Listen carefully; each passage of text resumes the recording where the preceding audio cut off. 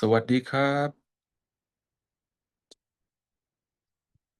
โอเคครับผมเดี๋ยวสักครู่นะครับนักเรียน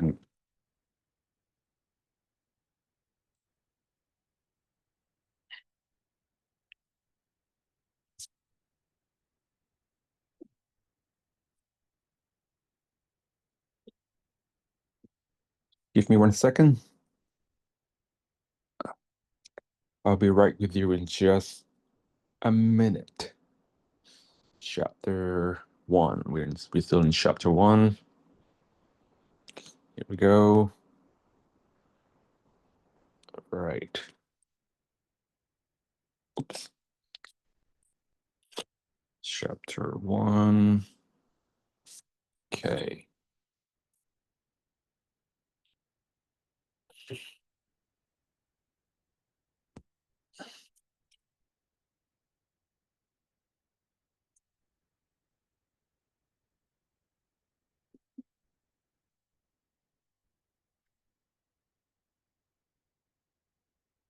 All right. Okay, so let's continue from where we left off in our last session. Okay. Almost forgot to share my screen. Here we go. Share the screen. Start broadcasting. All right, so you guys should be able to see what's going on my screen right now.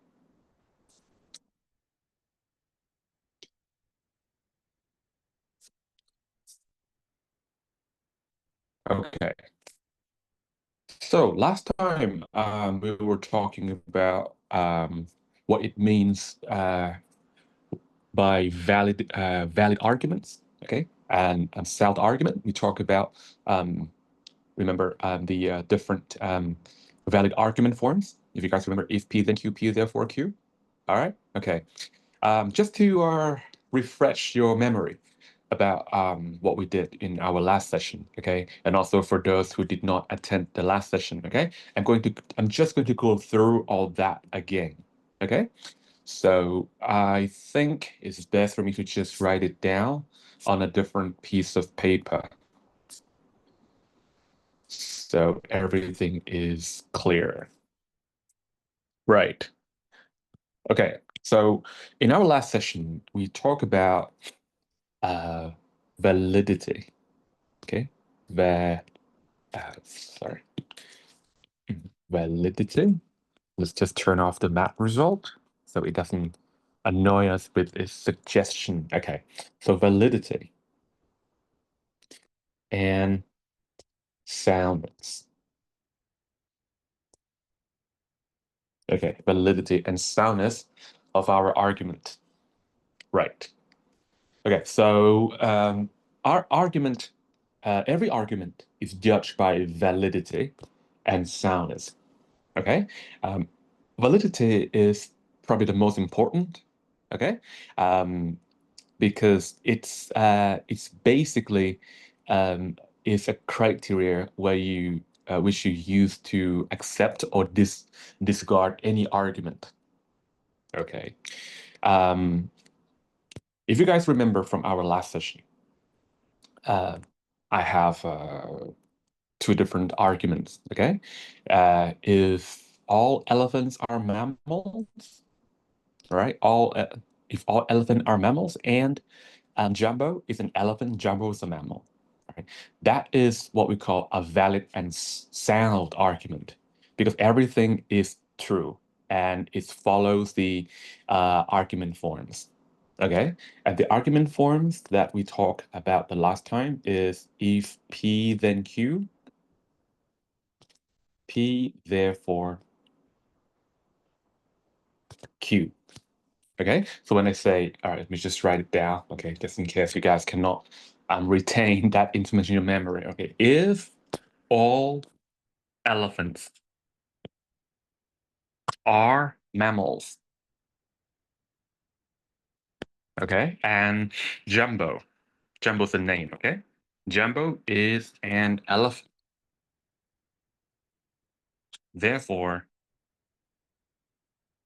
Jumbo is a mammal. Okay, so um, if it follows the argument form. For example, elephant represent P and mammal represent Q. Okay. Now, the next step is you have to confirm the condition or the antecedent. Okay. So you have to sort of substitute a variable that satisfies the P condition. So what is the P condition? P condition is that it has to be elephant. Okay. If something is an elephant, that's how you satisfy the P condition. So in this case, we substitute jumbo as a variable and we say that it satisfies the condition jumbo is an elephant. So that phrase right here satisfy the condition P. Okay. Now, if the condition P is satisfied, then it will give us the Q result. So what's the Q result? Mammal. Okay. So for that matter, if jumbo is an elephant, then jumbo has to be a mammal. All right. Clearly a valid. All right. It's a valid argument. Okay. And whether it is sound or not, we have to have evidence for everything. Okay. We know for a fact that the first statement is true. However, we don't know if Jumbo exists, right? But suppose Jumbo actually exists. There's an elephant's named Jumbo. Then the second statement is also true. And the third statement is also true. And when all three statements are true, then we can say that this is a valid and sound argument. Remember that, right? Okay. However, if I have some things like this, if all elephants are are cold-blooded, okay? COLD-BLOODED. If all elephants are cold-blooded and Jumbo, again, is an elephant, therefore Jumbo is cold-blooded. Okay, so when we say Jumbo's elephant, therefore Jumbo is cold-blooded. Now, notice that our P conditions remain the same, right? But our Q is now different. Our Q, before we have mammals, now we have cold-blooded. Okay, and we can tell right away that this statement is false because elephants is not cold-blooded, right?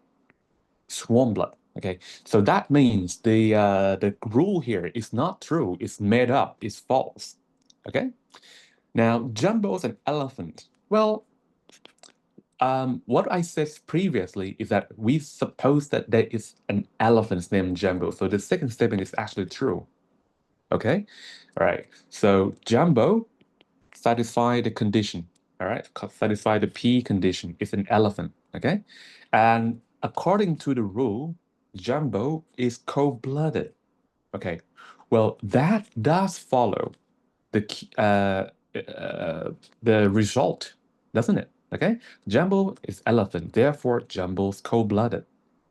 So as far as validity is concerned, this is also a valid argument.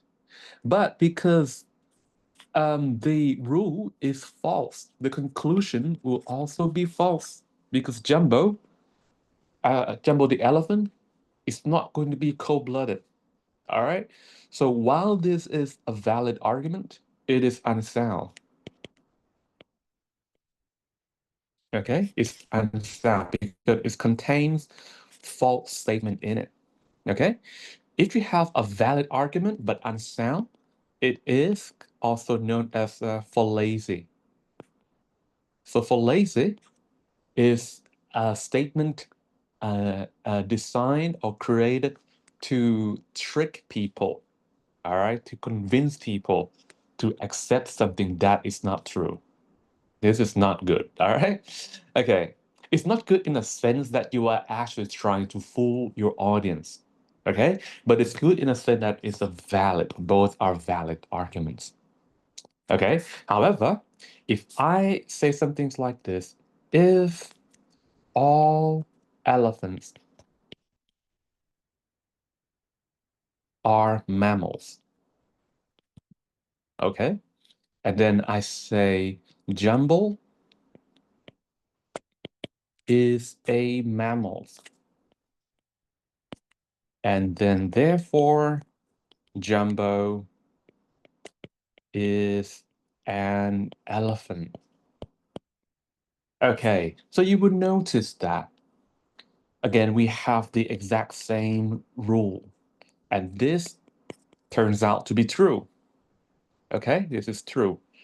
Now, what happened next is the statement that says Jumbo is a mammal. Well, according to our valid argument form, all right, you cannot you cannot confirm the consequent.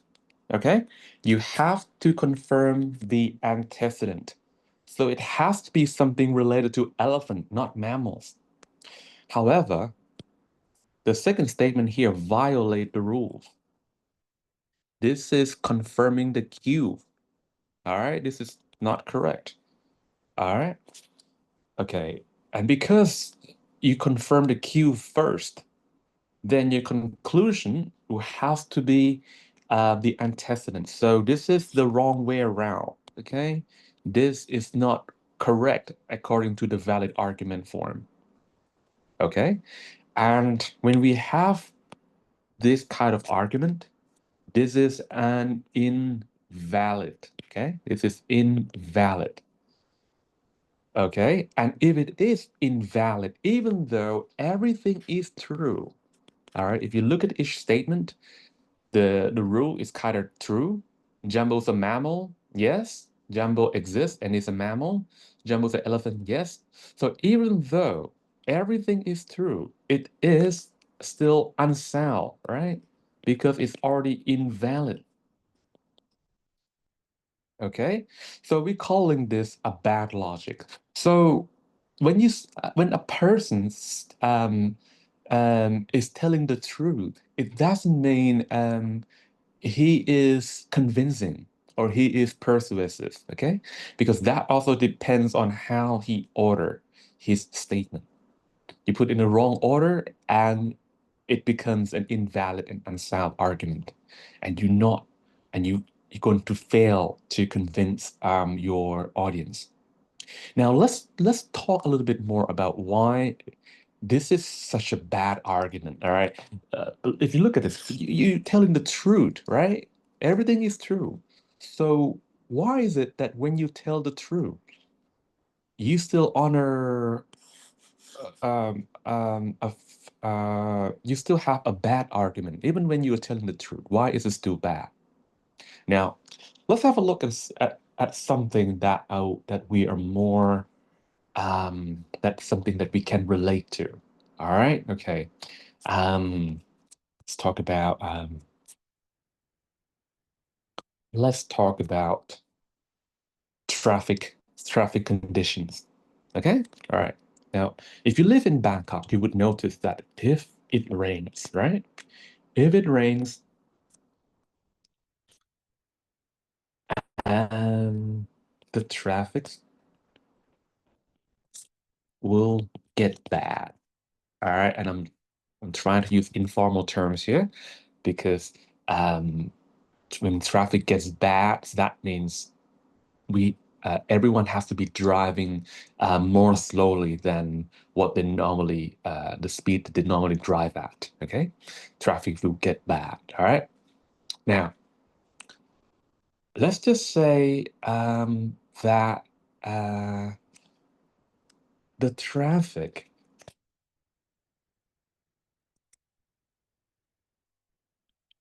is bad today. All right, the traffic is bad today. Therefore, it rained earlier. It it rained earlier. Okay. All right. So here's P, here's Q. You confirm the Q first, and your conclusion is your P. Okay, so this is clearly not a good one, right? Okay, because this argument ignores other reasons for traffic's condition. Just because it's bad doesn't mean it has to be caused by the rain. Okay, so many things could contribute to traffic jam or traffic congestion. Car accidents could lead to traffic congestion. There's so many things that could lead to traffic congestion. Okay, so when we say this, when we develop an argument like this, okay, it shows that we are not aware or we ignore are the causes of the problem. Okay, just because we have a bad traffic doesn't mean it must have rained earlier. Okay, the traffic congestion could be caused by other factors as well.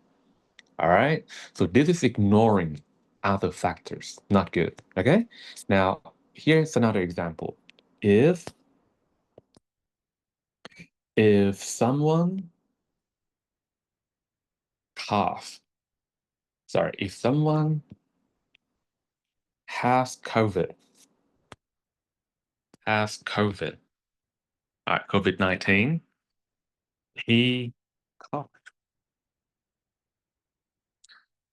Now we're going to have to assume that everyone who has COVID cough, okay? All right, you have to believe me on that, okay? All right, now if I say Jack cough, okay, therefore he has COVID. All right, now when you say this, what happened is everyone is going to um everyone is going to discriminate against Jack. So every time when you see someone cough, you immediately say, "Oh, he got COVID. He got COVID." Right? This is very bad. This is like discrimination. Why? Just because someone cough doesn't mean it's a symptoms of COVID, right? Before COVID-19, when we catch a cold, we cough, don't we? All right? Or when you are allergic to something, you cough too, right? Or when you eat something too quickly, okay, and it's stuck in your throat, you cough. People who have tuberculosis, which is a bacterial infection, also cough. So there are so many other diseases whose symptoms involve coughing. So just because someone cough, it doesn't mean he has COVID, right? Okay. So so you can't just uh, uh, arrive at a conclusion that somebody has a COVID just because you see him cough. You see? All right. So this is again um, a bad argument because it does not follow the valid argument form. Okay. However, if we follow the valid argument form, if we put it the other way around, okay? If someone has COVID-19, he coughed. All right, Jack has COVID-19. Therefore, he coughed. This is perfectly good, okay? Because everyone who has COVID cough, right? Okay? Everyone has COVID cough. Let's just say this has been proven to be true. Everyone has COVID cough. Jack has COVID. So it's okay for him to cough, right? You see that? Okay? So the order of your statement can really make a difference between a valid argument and an invalid argument. All right? You see that? Cool. If you don't understand, you want me to repeat, please let me know, okay?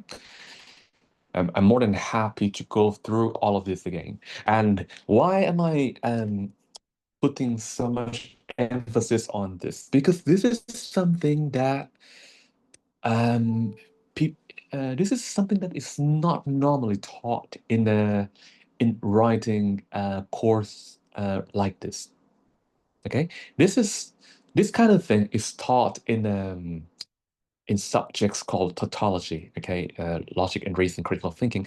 And in fact, it is not new, okay? It has been part of this is scientific reasoning, okay, and it has been part of your education, okay, but it was imparted to you in a way that you do not see it clearly.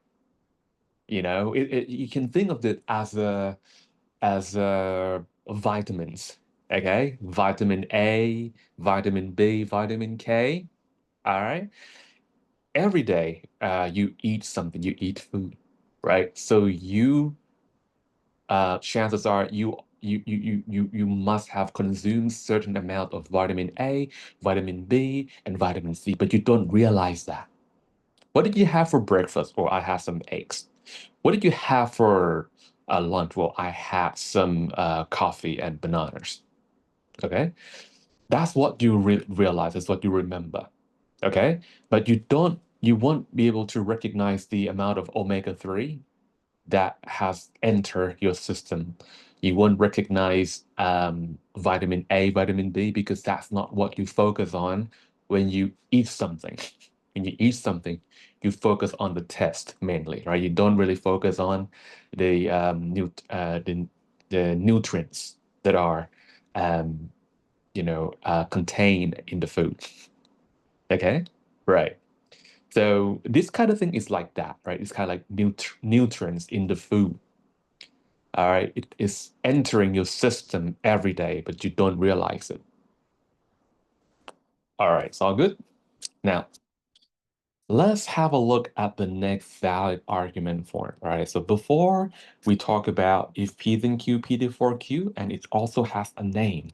This is called uh, deta detachment.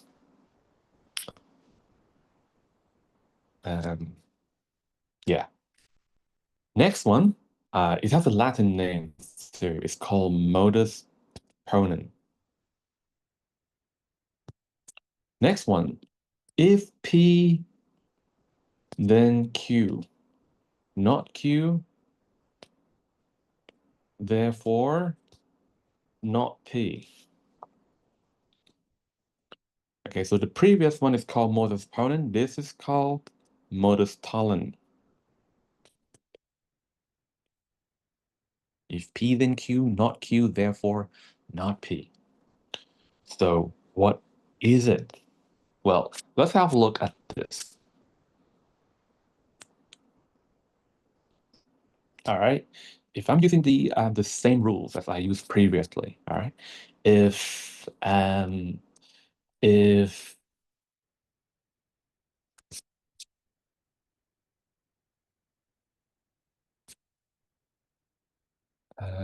oh, I'm sorry. That there shouldn't be if in front of this, okay? It should just be an affirmative statement, okay? So let's get rid of if, okay? All right, there's no if here. All right. All elephant, because if I put if, this would be an ungrammatical sentence, okay? If I put an if there, then the main clause would be missing, okay? All right, so just all elephants are mammals, all right? Okay, all right. Sorry about that. But why am I putting if? Because the original um, form contains if as the conjunction, but when you are presenting your own rule, you don't always need to use the if clause. You can use an affirmative like this. If you use an if clause, then um, your statement might sound a little bit awkward because you have to do something like if something is an elephant, then it is a mammal. Okay, it will sound awkward like that. That's why I don't use if. Okay, all right. So, all right. Here's the rule. Okay, all elephants are mammals. Okay, right. Now, if I say a fish, okay, uh, a tuna, okay, maybe a tuna, you know tunas, right, is not mammals. Therefore, a tuna is not an elephant. Okay? All elephants are mammal. This is P, this is Q. Okay? And then I say a tuna is not a mammal. So I'm addressing the consequent first. And because I'm using a negative statement, minus sign in front of Q. Okay? Therefore, a tuna is not an elephant. Okay, then I confirm the antecedent. And because there is a not, that means there has to be a negative in front of the P. So does that match the valid argument form? Yes, it does match the valid argument form. So this is valid. Now, to determine whether this is sound or not, we have to read each statement, okay? And decide for ourselves whether it is true, okay? All elephants are mammal. Is this true? Yes, it is true. A tuna is not a mammal. You think so? Yes, it's not a mammal.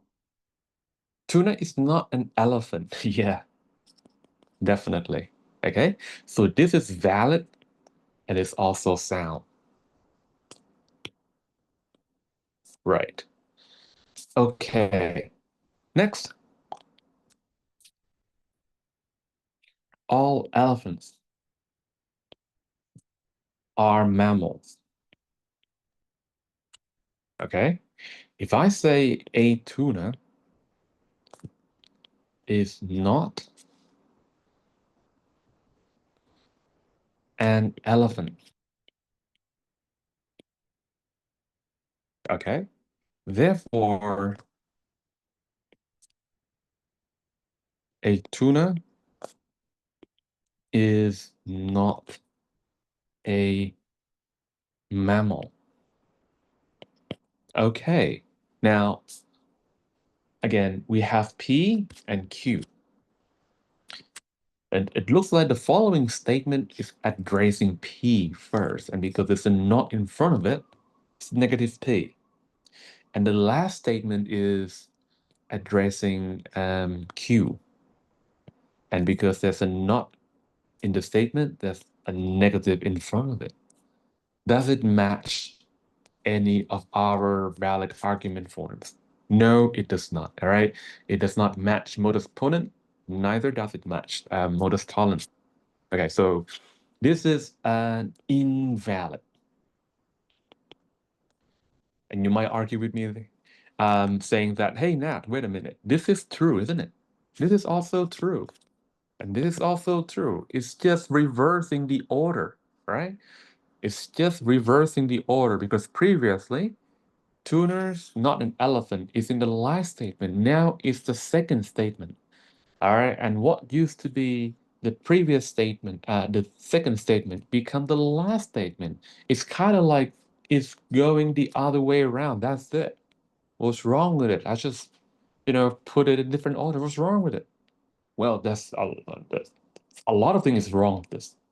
Okay, the reason why you don't see it, the reason why you still feel that this is a good argument is because you haven't seen how I apply this form of argument in other format, in other situation. Okay? Right. But I will give you another example to show you why disordering is bad. All right. And it can easily turn a good argument into a bad one. Okay. So for now, I just say this is an invalid and unsound argument. It's bad. Okay, now let's have a look at another example. All right. Okay. If if someone lived in Bangkok, then he lives in Thailand. All right. Okay. Now I'm going to say that John, all right, John um does not doesn't live in Bangkok. So, all right, I'm just tired of using therefore all the time. So, John doesn't live in Thailand. All right. So, how would you like this? First of all, let's analyze. So, we have live in Bangkok, which is P. Live in Thailand is Q. Doesn't live in Bangkok. Well, looks like we have P, and because you have a not, this is negative P. John doesn't live in Thailand. This is negative Q. And clearly, it does not follow any of this argument. So this is invalid. And this is quite obvious to you, isn't it? That this is a bad argument. Why? Because just because this guy, John, doesn't live in Bangkok, you cannot yet conclude that he's not in Thailand because there's 76 other provinces that you have to look for him. Okay? So this is too soon to judge. It's too soon to judge that this guy doesn't live in Thailand. What if John was a fugitive? All right, John's a fugitive. He's running away from a cop. All right, and you are the main detective. Right, you are in charge of finding and apprehending Mr. John, and you search for him. All right, in Bangkok, and you don't find him. So you go and report to your superior that, hey, I'm sorry, sir, John is not in Thailand anymore. You know, your superior probably be laughing at you and say, wait a minute. Don't you doesn't it occur to you that John might be um, in other provinces because Thailand has 76. So to conclude that he's not in Thailand, you have to conduct search in every other 76 provinces. Okay, this is too soon to judge. You see? That's why this is a bad one. And even so, even if everything is true, provided that John is not in Thailand, okay, and he's not in Bangkok, even though everything is true, this is still an invalid and unsound argument. Okay? You want to see another example? Let's try this, okay? If it rains, the traffic will be bad. If it rains, the traffic will be bad.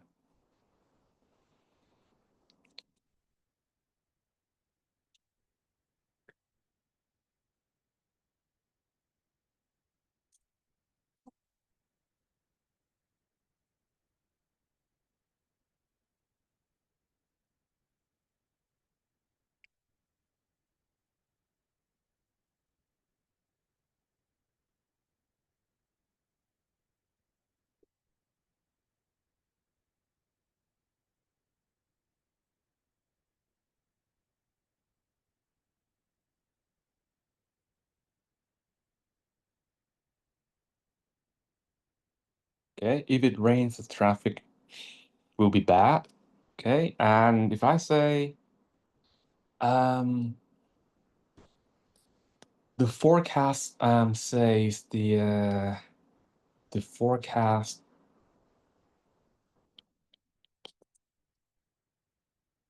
says there there won't be any rain tomorrow. So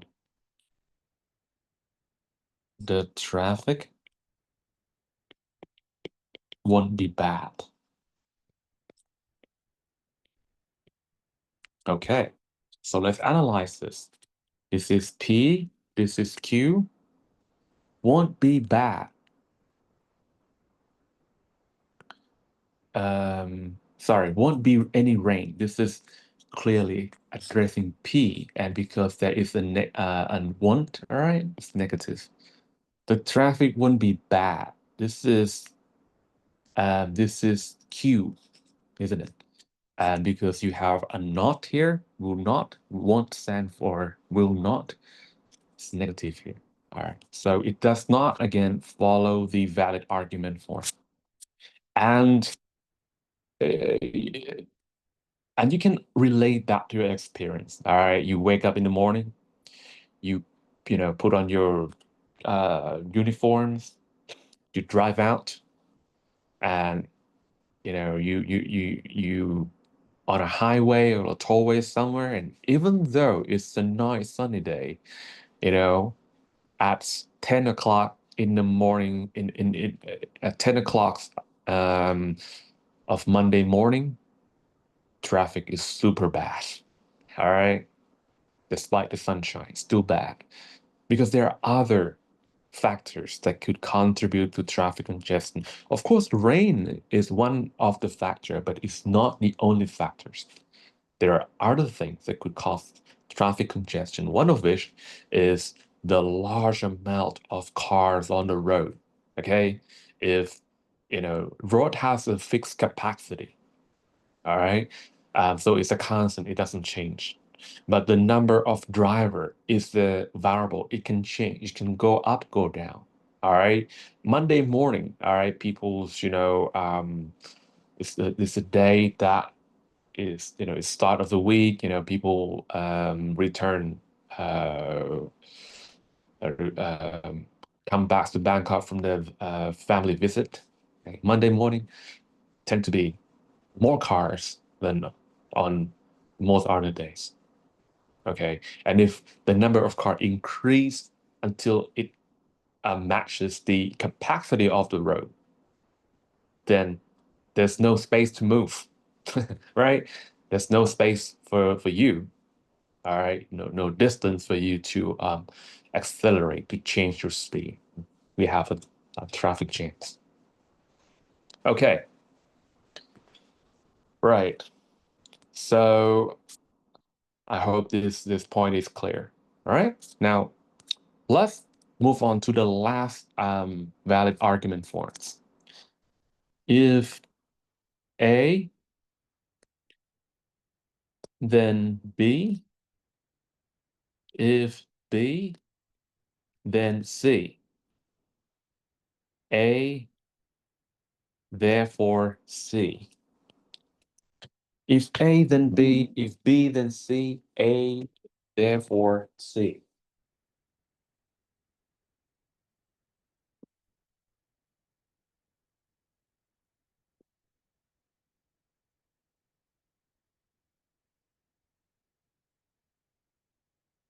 Okay.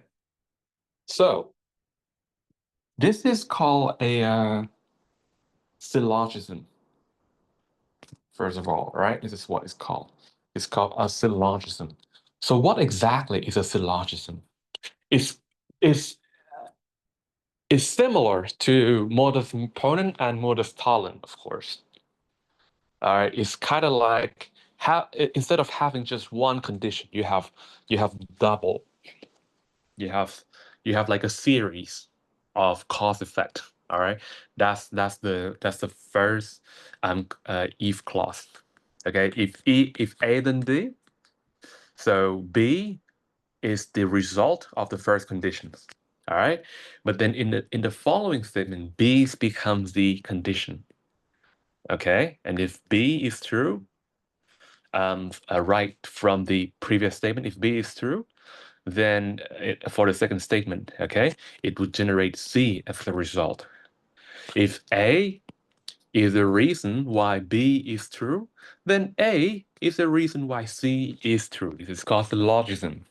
Now, I might be confusing a lot of you with this kind of explanation, so let's just look at some examples you guys can relate with. All right. If I'm telling you, okay, that if a number, if a number is divisible by 2, then it is an even number. Okay, so that is the rule. This is your A. Okay, we're gonna call it A for now. Okay, and this is your B. Okay, so if the following statement satisfy A, all right, like 16, okay, 16, the number, right? 16 is divisible by 2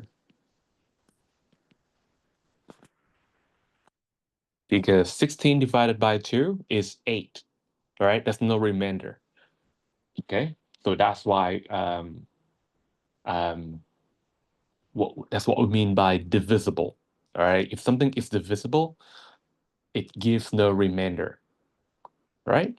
Okay. If I choose 15 instead of 16, 15 divided by 2 is 7.5. In fact, okay, is 7 and that's 1 as a remainder. Okay? So this is not an even number. 16 is divisible by 2. Therefore, 16 is an even number.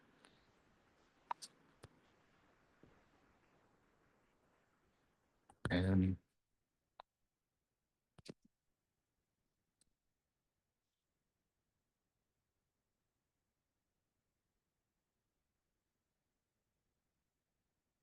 even number. Okay. Right.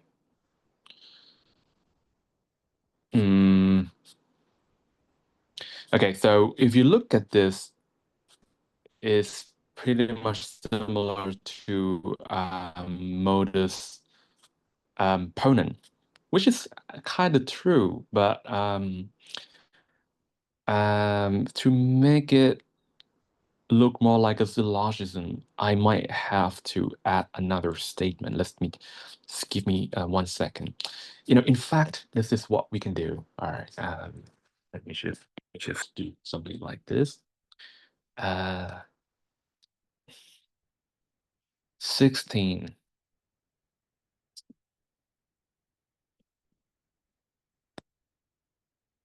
Okay, equal a number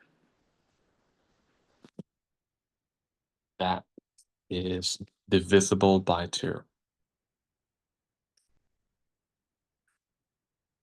Okay, and a number that is divisible by 2 is equal to an even number.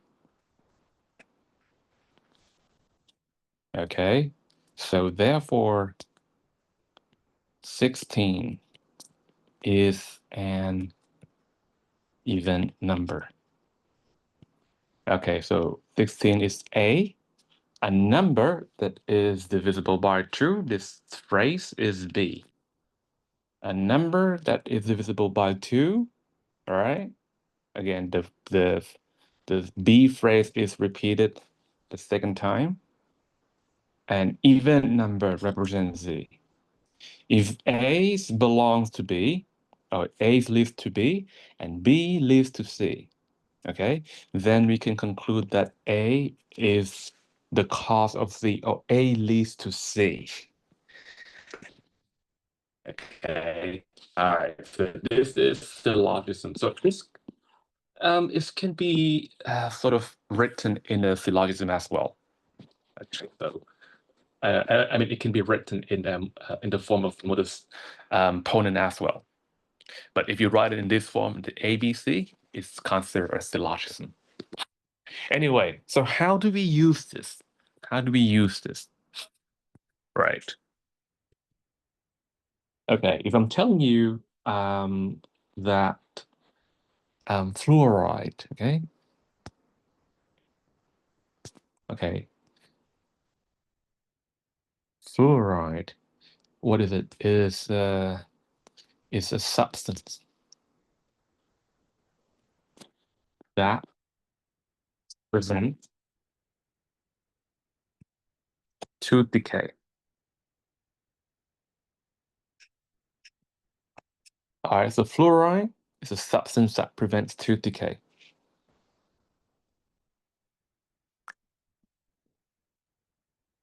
And a substance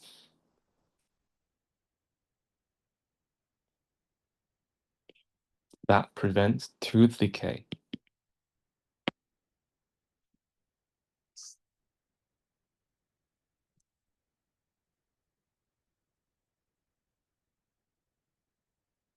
equals oh wait, let me just make some change here. I want this to be all right. I want to move this over here actually. Okay.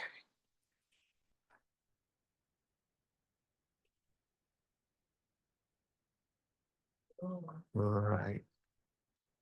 And I want to move this over here. Right. Colgate. Colgate is a toothpaste. Okay. Yes. Toothpaste with fluoride. That's more like it. Okay. And toothpaste with fluoride.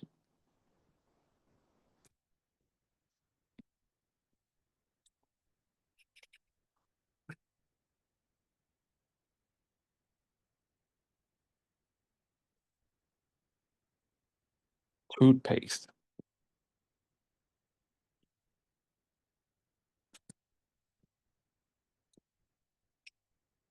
that prevents tooth decay.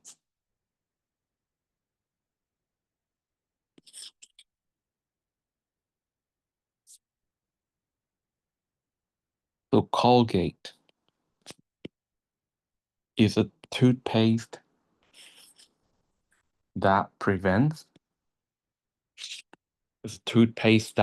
tooth decay.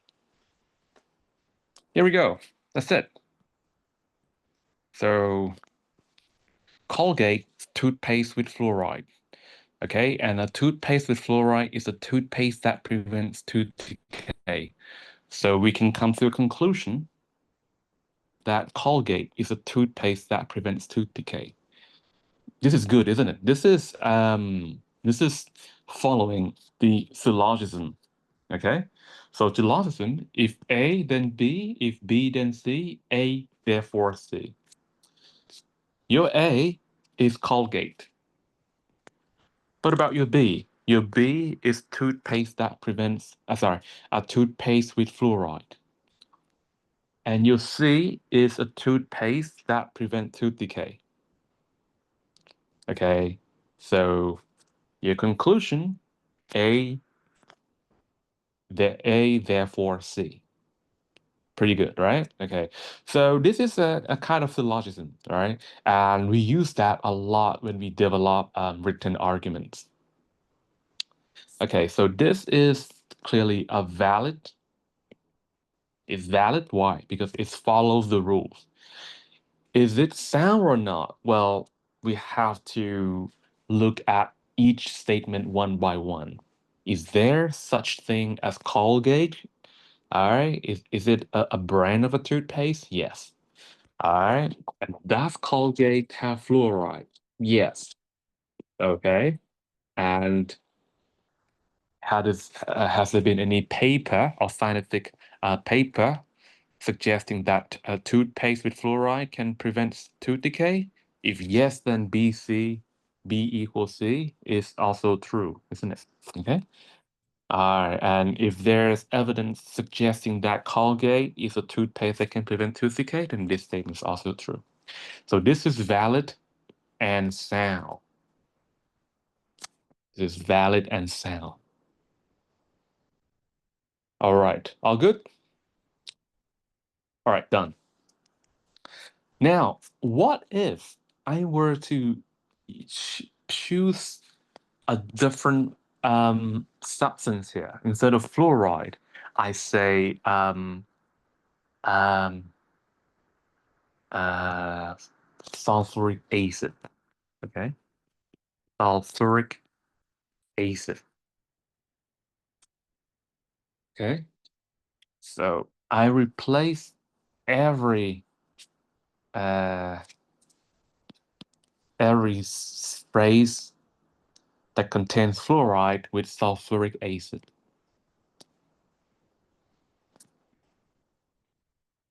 Okay, what will happen if I do this? What happened is this is still a valid argument because it follows the rule.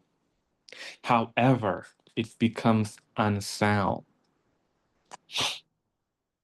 And it is unsound because it contains false statement. In fact, everything is false. Okay? And we call this kind of argument a fallacy, which is an argument designed to fool people or to trick people. Okay? All right, so this is an example of a fallacy. It's good argument in the sense that it's valid, but it's bad because it's not telling the truth. All right, so these are, uh, three forms of valid arguments that you guys should know. Now, how do we use this to our advantage? Well, there's a lot. All right, there's a lot. Now, allow me to show you how you can use this to your advantage. Okay. Let's just say that you are writing a paragraph. You try to explain to people maybe some negative impacts, right? Negative impacts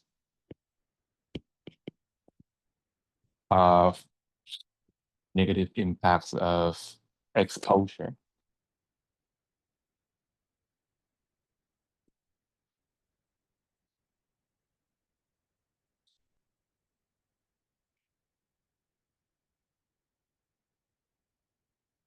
through violence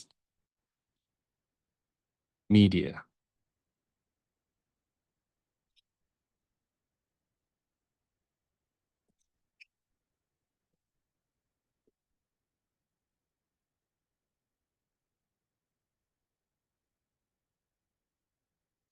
Okay, so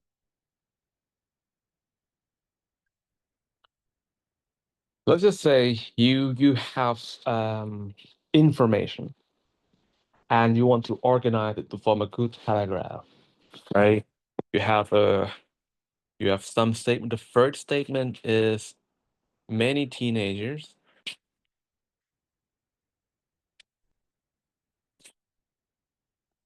okay, today are exposed to violence on social media.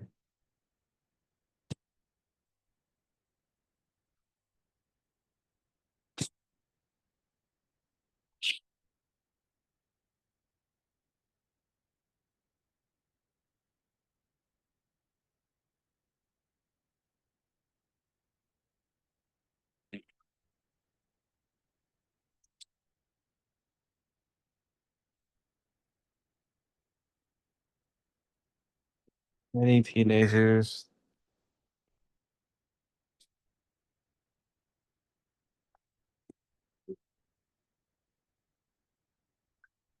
um, are ignoring the pain and suffering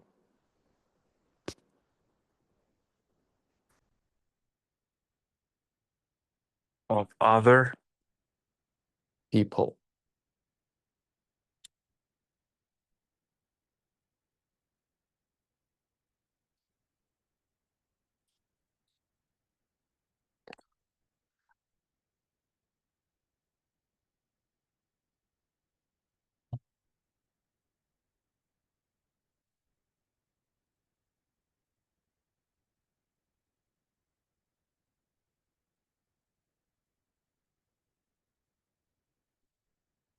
Okay. And say the third statement is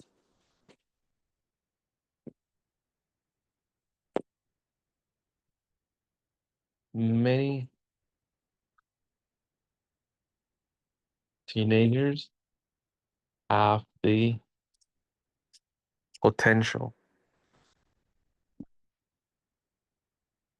to um, physically or emotionally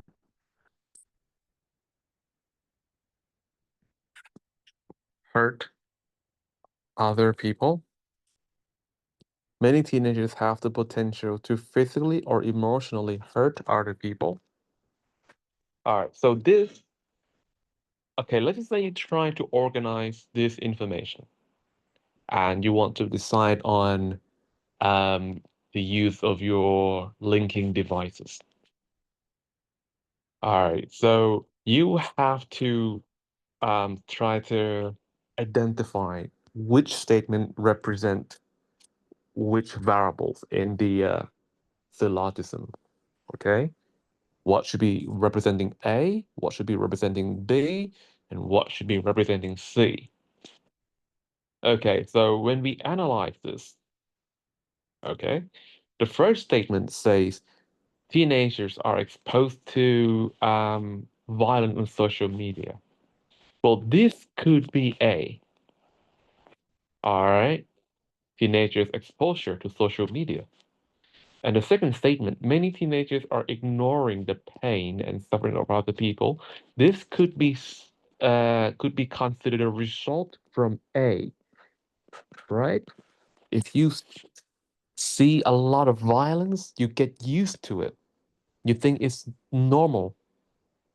So you ignore the pain and suffering of other people because you see it every day on social media. You think it's kind of okay for people to suffer and to feel the pain. Many teenagers have the potential to physically or emotionally hurt other people. Right. This could be the result from B. All right. So you think pain is normal for people. It's okay for people to feel pain. So you will not care about other people feeling. All right.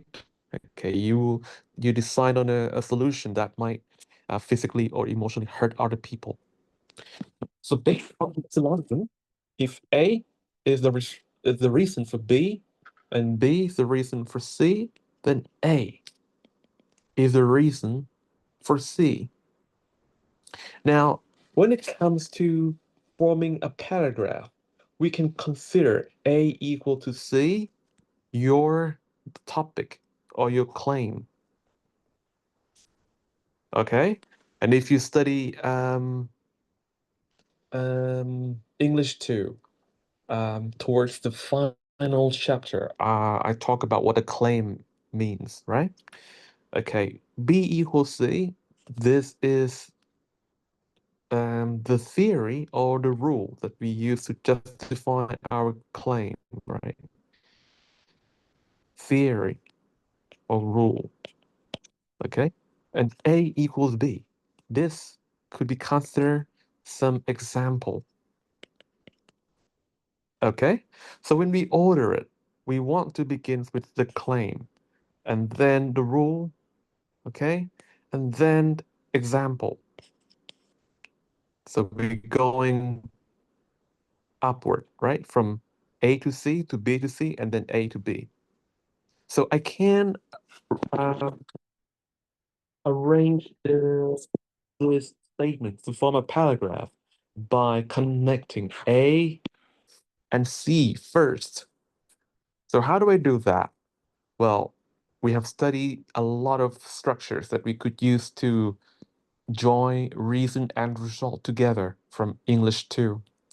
So what I can do here is because I can see that both sentences have the same subject. I can use relative clause to join them together. So I can say many teenagers.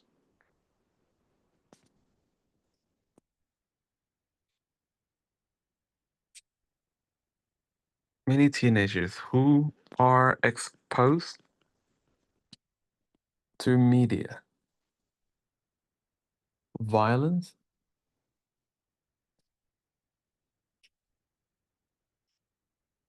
many teenagers who are exposed to media violence today are have the potential to physically or emotionally hurt other people. Have the potential to physically or emotionally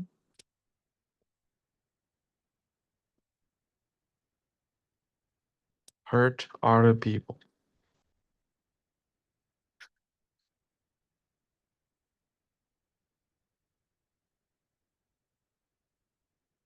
Okay, right. And then I could use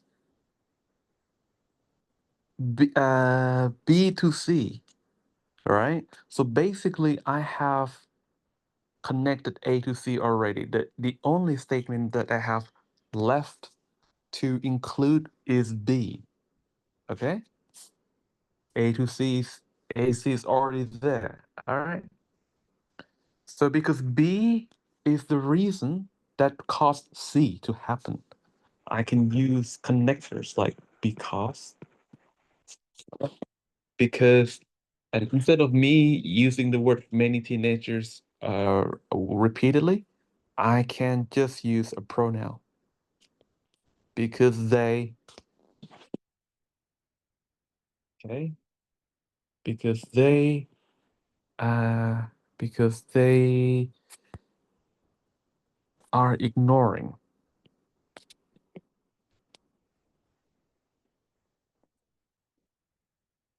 the pain and suffering of other people.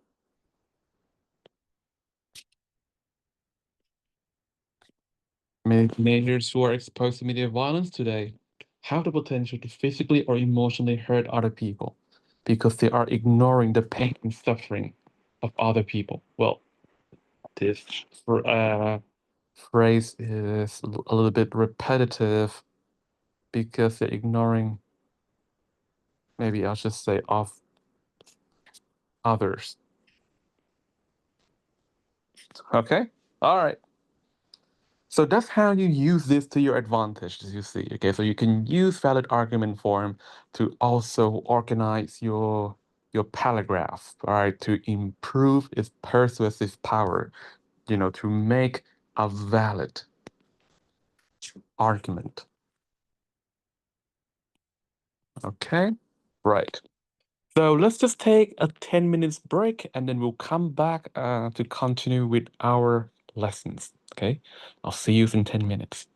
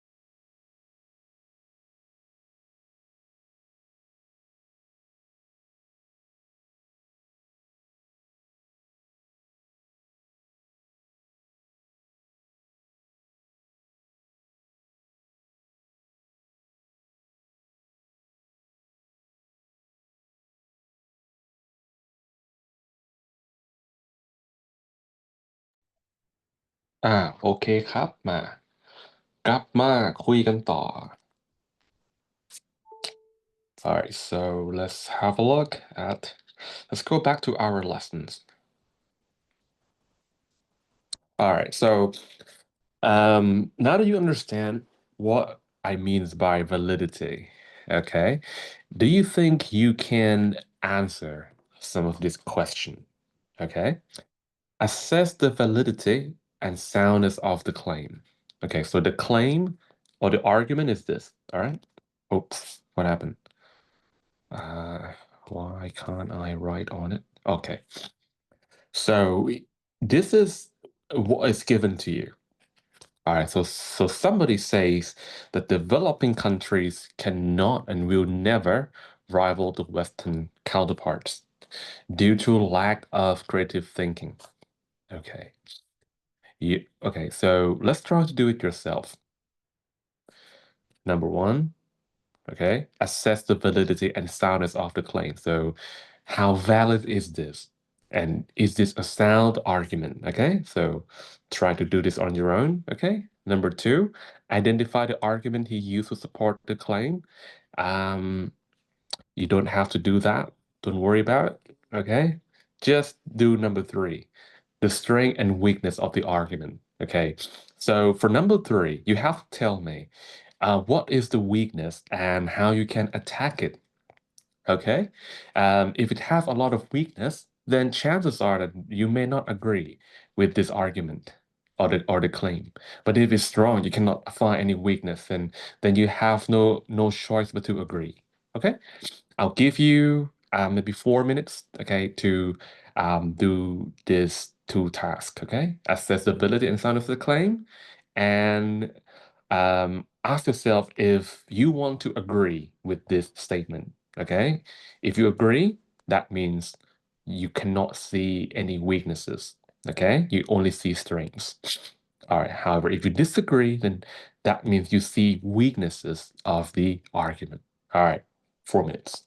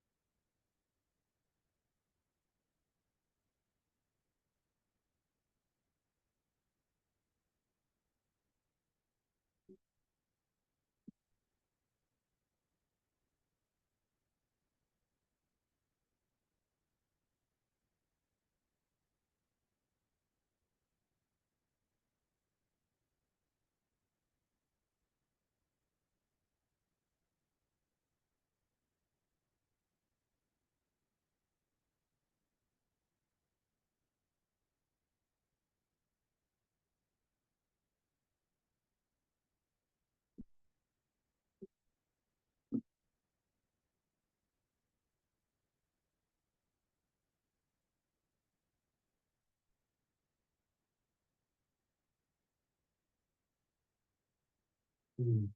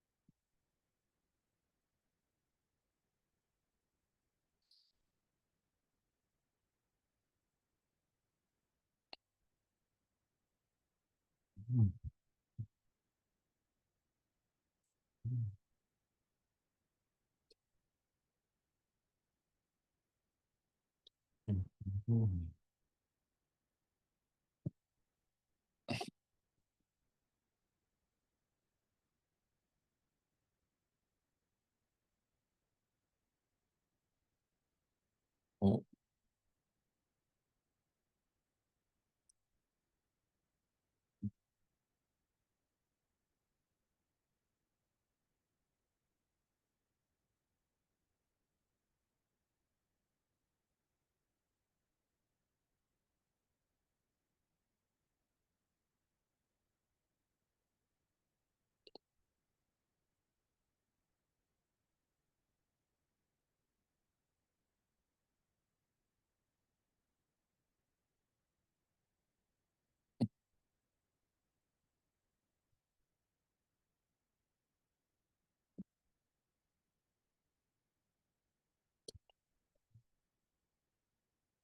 okay.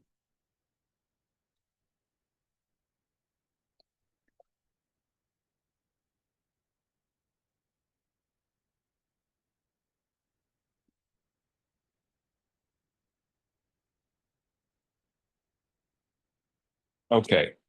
So, what do you think? All right, let's try to assess the validity of this claim. So first of all, let's try to see which is which. Okay. So the first statement says developing Asian countries will never rival their Western counterparts. Due to, if you take note of that, due to, okay, so it's trying to give you this is the connector that will introduce you to the logic or the theory that they will use to arrive at this conclusion. So clearly, this is the claim, okay? This is the claim. So they are saying, they're making assertion that developing countries, I mean, developing Asian countries will never rival their Western counterpart. That's the claim. And the motive or the reason why they believe what they believe is this lack of innovation and creative thinking. So this is the theory or the rule that they use. Okay, so if you were to write this uh, in the if clause format, if P then Q, P therefore Q, we can say that we can say that they're P. Okay, if you look at theory, lack of innovation and creative thinking. So it can be said that what it's trying to say here is innovative, innovation. All right, innovation. All right, and creative thinking are factors leading to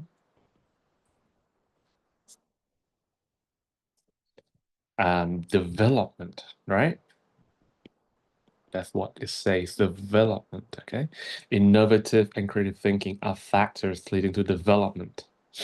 All right, so P, what is P here? So P is developing countries, right? Asian countries, right? Asian, I should say developing Asian countries. I'm just using def, okay? Asian countries, okay? Lack means they don't have, right? Developing Asian countries don't have innovation. I'll just change the word form. Innovation No, maybe not, because it might have the same meaning. Do not have innovative and creative thinking. Okay, developing Asian countries don't have innovative and creative thinking. Therefore, all right, therefore,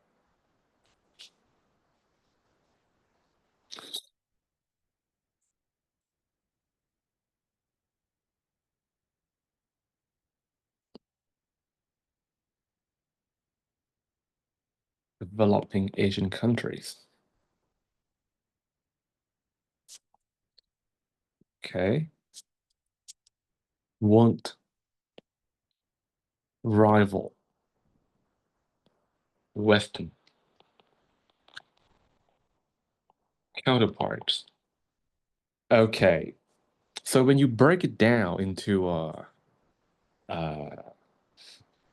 modus ponens form like that, okay, you will see that the P is innovation and creative thinking. That's the P. And the Q is development. That's the Q. So the next statement says developing Asian countries don't have innovative or creative thinking. They're addressing P first, and then because of the don't, that's a negative in front of it. Developing Asian country won't, that's a negative, rival the Western counterpart. So this is Q. So we have if P, then Q, not P, not Q. So this does not conform or comply with our argument, our valid argument form. So because of this, we can quickly say that this is not a valid, right? It's not valid. Okay. And if an argument is invalid, then it becomes automatically unsound, right? Not valid or sound. It's not valid, it's not sound. All right, valid and unsound. Okay. Okay. Next, evaluate the strength or weakness of the argument. Well, clearly, the first weakness is that it has an invalid, all right? It doesn't have it follows invalid argument forms, right? The form is not valid. And second, um, um, invalid argument forms. And the second thing is, well, maybe if you can prove this, okay, you can prove any statements to be false. For example, developing Asian countries. Okay, well, we don't know exactly what developing Asian. This is kind of vague, but I kind of feel that they're talking about Southeast Asian countries, but we can't say that yet because it doesn't say which Asian countries, right? Which it doesn't tells you a particular region uh, where basically they don't tell us which Asian countries they're talking about. Like India is it Asian? Yeah, it is, right? Well, it's somewhere between Middle East and Asian, but anyway. Well, Japan, right? For example, Japan is clearly an Asian country, but is it developing? Not really. I think Japan is quite a developed world, a developed nation. Okay, um, so let's see if we can prove anything's wrong here. Innovation and creative thinking. Um, maybe we can if we can prove these statements to be wrong. We can say, well, development requires more than just innovation and creative thinking, right? So you can say, for example, development, all right? Development requires more than just innovative and creative thinking, right? It requires more than just that.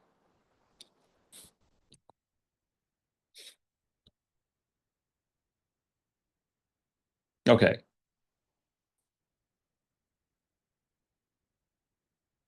All right. So those are the two main weaknesses. All right. And because it has weaknesses, you can attack it. You can say, well, I don't think so. I don't agree with this. Why don't you disagree with this?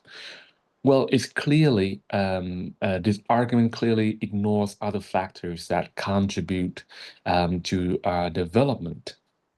Okay, right. So and because it does not follow a valid argument form, is make it use a negative p in before negative q. This is kind of like, if you remember um, the argument that we developed earlier. If someone live in Bangkok, then he live in Thailand.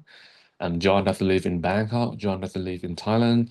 That is an example of arriving at the conclusion too soon, right?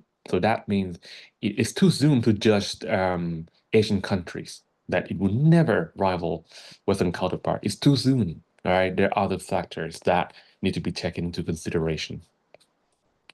Okay, that's it. Next, brainstorming techniques. Okay, free writing and listing. All right. So this is going to be our final lesson um, chapter one, right? Brainstorming techniques. So what exactly is brainstorming? Okay, so brainstorming is a very important process in writing. Okay, it's part of the planning. Okay, so when you plan, all right, when you read the instruction, you read the question, you have to try to understand, try to analyze. Okay, now when you analyze, you focus on the direction words. All right, what are you being asked to do? Okay, pay attention to the direction words. Okay, and then pay attention to the key the noun or the subject. All right, okay, like describe the types. So when you see the expression describe the types, describes mean you need to have some sort of adjective. All right. And the types is what you need to describe, right? Describe the types of tourists. Okay. So you know exactly what kind of grammatical structure you want to be using and what vocabulary you need to refer to. Okay. You know the source. You need to know the kind of source that you want to obtain information from. All right. Okay. So once you have understood the question, the instructions, then you generate ideas. So brainstorming is the stage when you generate ideas. Now, today we have the AI, right? You can use the AI to help you to generate ideas, right? In fact, I really I like the use of ChatGPT to generate ideas. All right. I don't like the ideas of using ChatGPT to do the work for you. Okay, because it will stop you from learning, from using your critical thinking. But I'm totally a supporter of using ChatGPT to help you generate ideas. Okay. For example, if you are writing a pros and cons kind of essay, well, ask ChatGPT to give a list of pros, okay, of a particular solution and a cons. And it's up to you to decide on which pros and cons you want to dive into, you want to focus on. Okay. And then you ask ChatGPT more questions, okay, so that you know more about the particular cost and sorry, particular pros and particular cons. All right. Okay, that's how you use ChatGPT to help you to learn. Okay.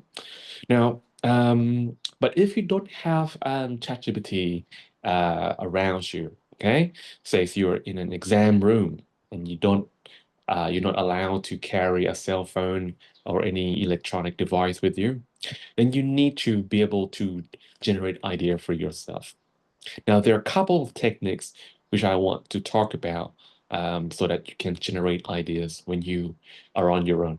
Okay, the first technique is called free writing. Okay, so free writing, what does it mean? Free writing is a process of using time to put pressure on you. Okay, so when you're given a topics, okay, um, once you understood the topic, time yourself or give yourself anywhere from 3 to 5 minutes. Okay, the lesser, the better. All right. Okay, 5 minutes is a good time span for you to do free writing. So when you give yourself 5 minutes, what you do is you write nonstop about anything that enters your mind. You just keep on going. Okay, try to write as fast as possible.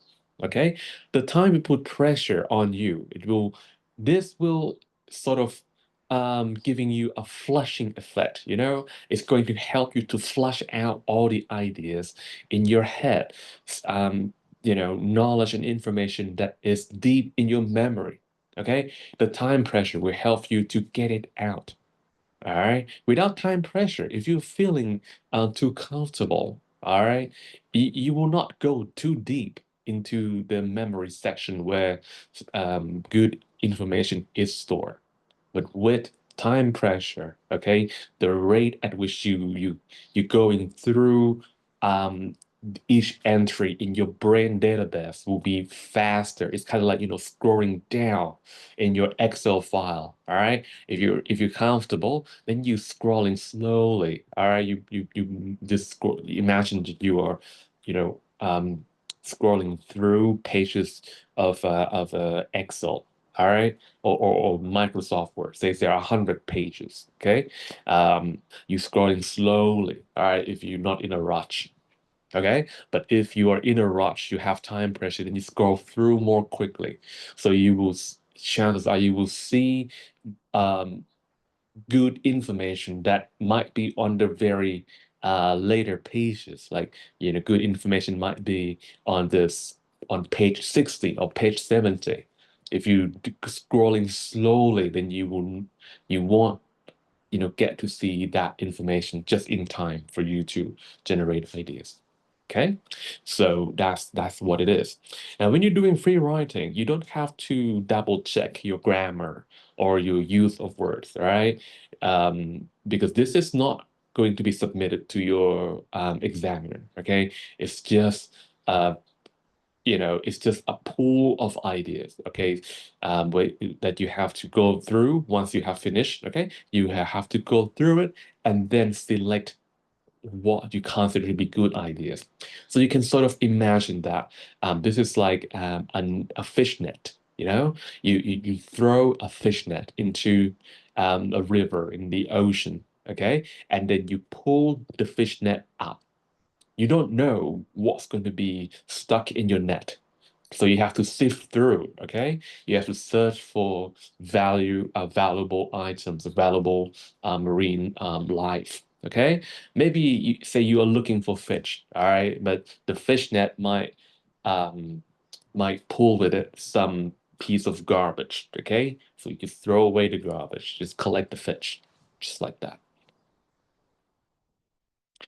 Okay, so that's how um, uh, free writing works. And here is an example that you can read in your own time, okay, about how this work. All right. I don't want to waste time over this thing. All right. Okay, next techniques is called listing. Okay, and listing is, I think, quite a very powerful brainstorming techniques. Okay, because listing is suitable for a time situation. Okay, time situation is a situation where you are being timed. Okay, yeah, the clock's ticking. You have an hour to finish your article, your essay. All right. This technique is most efficient. So how does it work? All right. Suppose you have Yeah, you're doing an exam, say it's an IELTS exam, okay? And in IELTS exam, you will have to write an essay to answer questions. You know, questions might ask you, hey, do you agree or disagree that online shopping is more advantageous than offline shopping? Okay, it's easy to understand, but is it easy to write? Okay, because most of the time when you're doing a test, right, there are some requirements. For example, in the IELTS, they require that you write more than 250 words. You have to write more than 250 words, all right? And not just that, all right, you also need to be able to organize the information well. All right, you need to decide on how you want to present your information. So you have to think about it. All right. Okay. So what do you do, all right, when you are in a situation? Okay. Um, let's um let's have a look at one example. Okay. Maybe I'll just pause the video just a little bit so that I can show you some exam question.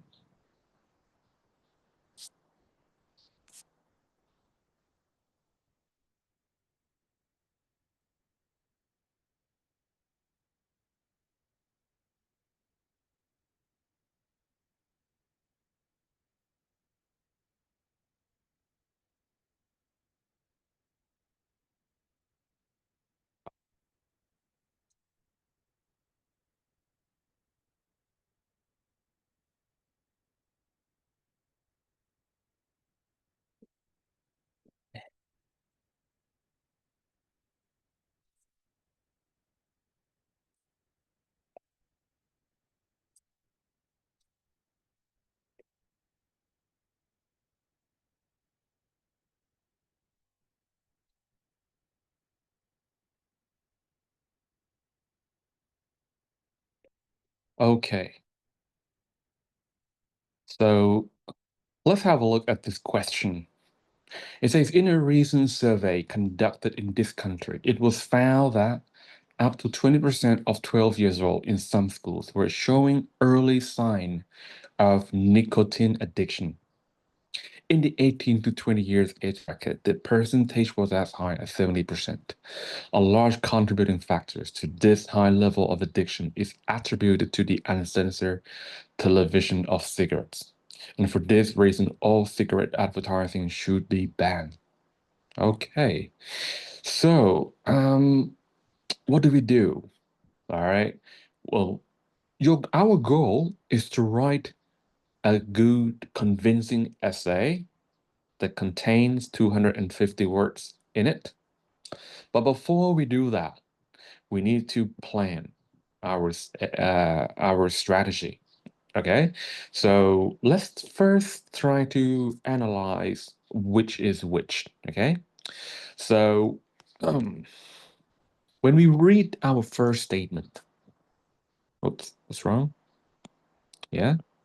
When we read our first statement, we sort of have no clue what on earth this is. All right. It's just an affirmative sentence saying some things like, oh, well, a lot of young people are smoking. That's basically what it means. So we don't know whether this is a problem by itself or is this a reason that leads to some other problem. But clearly, it is not going to be a solution to any problems, right? So this statement could be either a problem or a cause of some other problem. We don't know yet. Okay, but when we read the next statement, in the 18 to 20 years age bracket, the percentage was as high as 70%. Still, this is just, you know, a statement that tried to make this more extreme. Okay, so basically, it's saying the same thing, right? A lot of young people are smoking. All right. But the next statement, a large contributing factor, is attributed to. Now, when you see words like attributed to, you know that the following is the cause.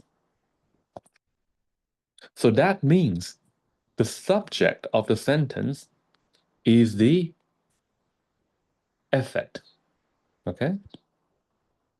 The effect. High level of addiction. And you see the word these. These make a reference to what have been said earlier.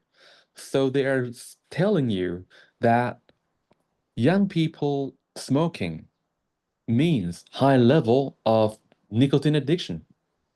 All right. They are calling this whole situation as high level of addiction. But what kind of addiction are we talking about? Well, it's nicotine, isn't it? All right. Okay. So far we know that uncensored TV advertising of cigarette is the cause. The cause of what? The cause of high level of addiction. What kind of addiction? Nicotine addiction. By who? Well, by young people, age between 12 and 20. Age between 12 and 20, right? And what else is given to us? For these reasons, when you see for this reason, you know that someone is about to give you his or her final judgment. All right, so for this reason, all cigarette advertising should be banned. So this is a conclusion,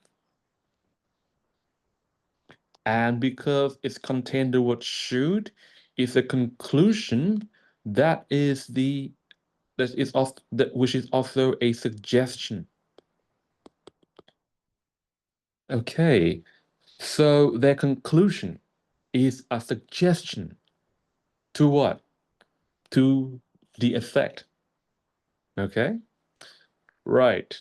Now we can make it look nicer, more and also more clear to ourselves. High level of addiction. High level of, we can say nicotine, right?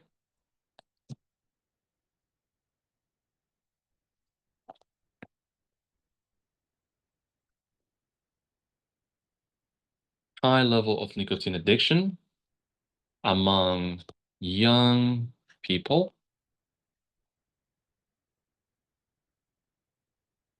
Right. That just comes from what? That comes from um, cigarette advertising, right?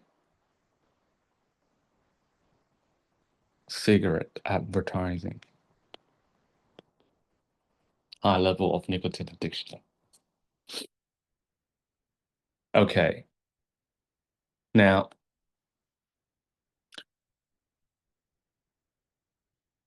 this is the cost. This is the effect. All right, now cigarette advertising should be banned. This is a solution. Okay, it is a solution. So what? Okay, so this is what is given to you. You're given the effect, you're given the solution, you're given the cost. Now, what should be the expectation? Because every time you have a problem, all right, your suggestion, any suggestion, right, is designed so that the situation in the future will be different from the status quo, from what is going on, right? So the expectation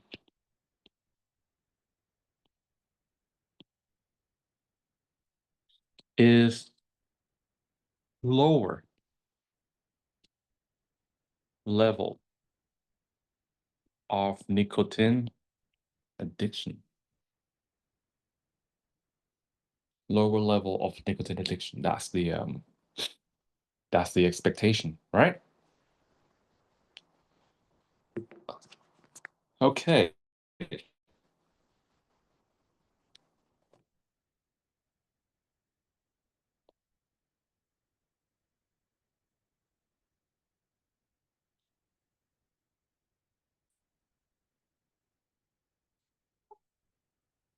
Now,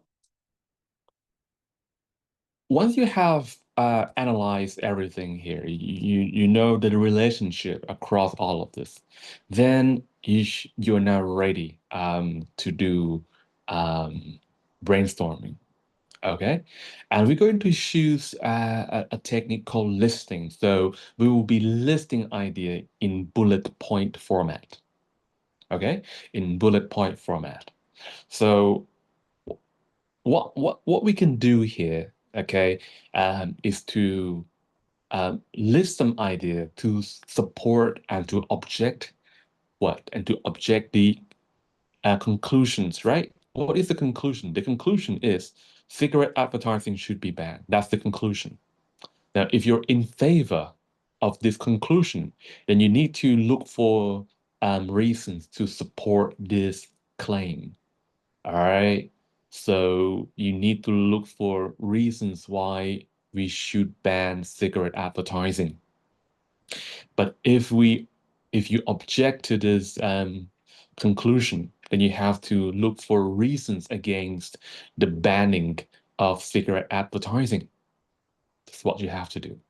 Okay? So I like you to okay, maybe this is 4 o'clock in the afternoon. It's a time for our second break. Okay, we take a break every 1 hour. So let's give ourselves 10 minutes break. Okay, and then we come back to try to brainstorm for this. Okay. All right.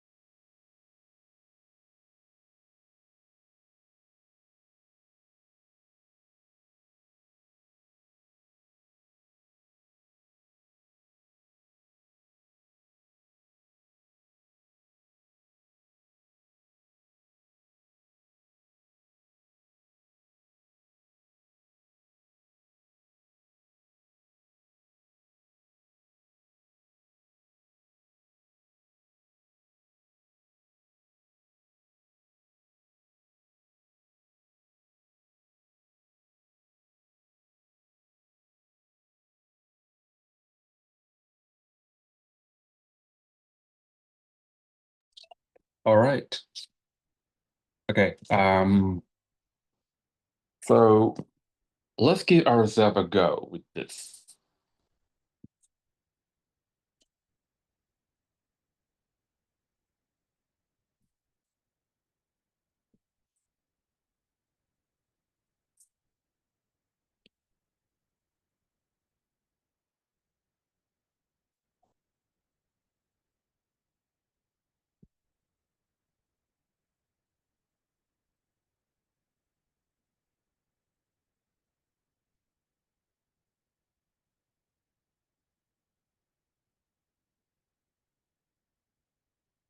All right. Um, shall we? Okay. Now let let's try to let's play the role of an advocate, okay? Let's see. If we want to support if we want to support this claim, right?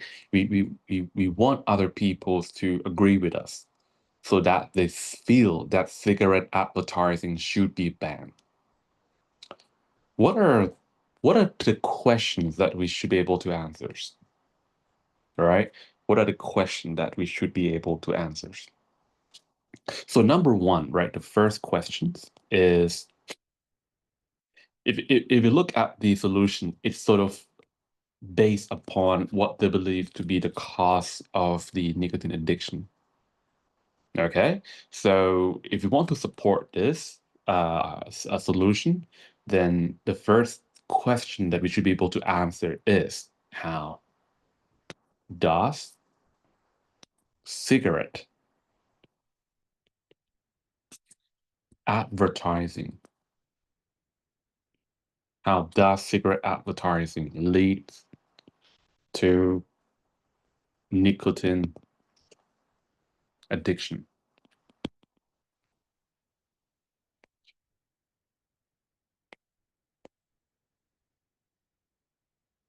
Nicotine addiction.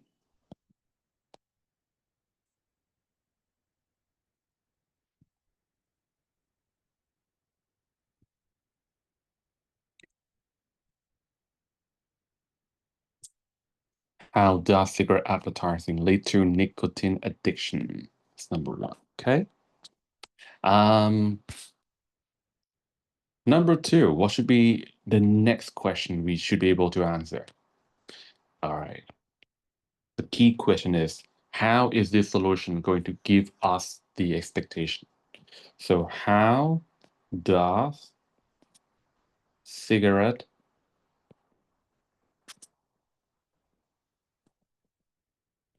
advertising, how does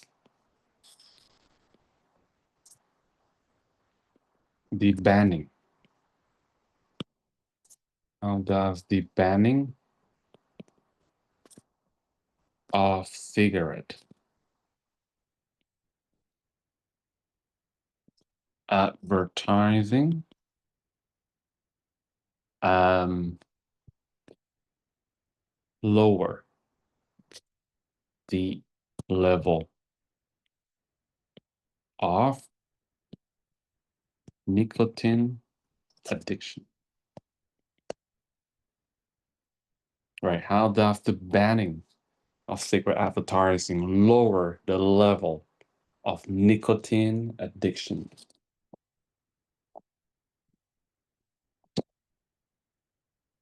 Right. So three main questions you should be able to answer.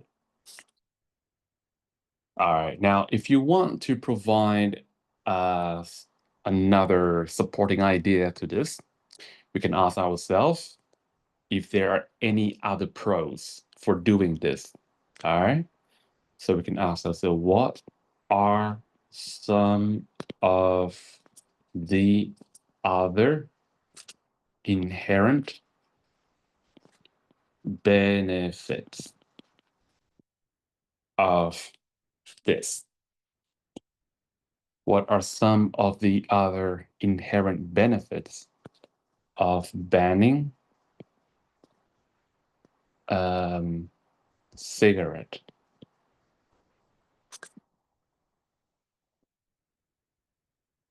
Advertising.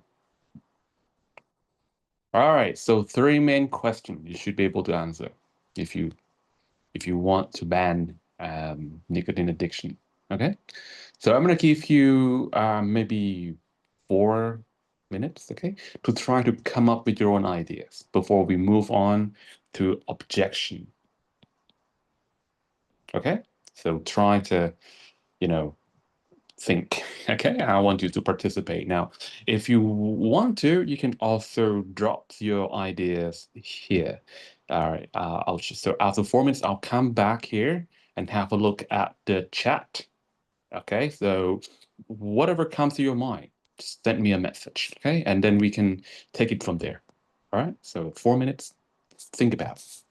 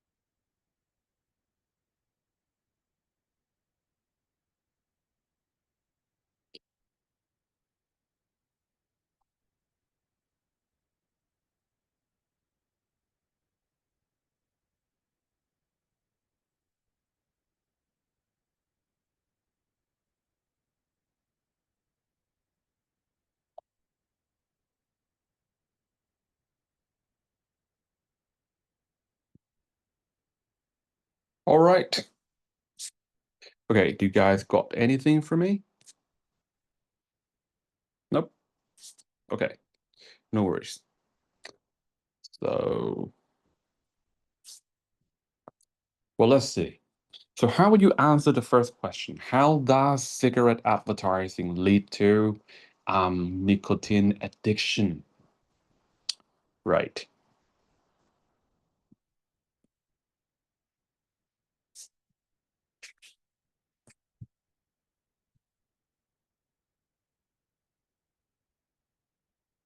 How does cigarette addiction lead to nicotine addiction? Well, I think one of the possible answer is because it gives so advertising leads to nicotine addiction. It's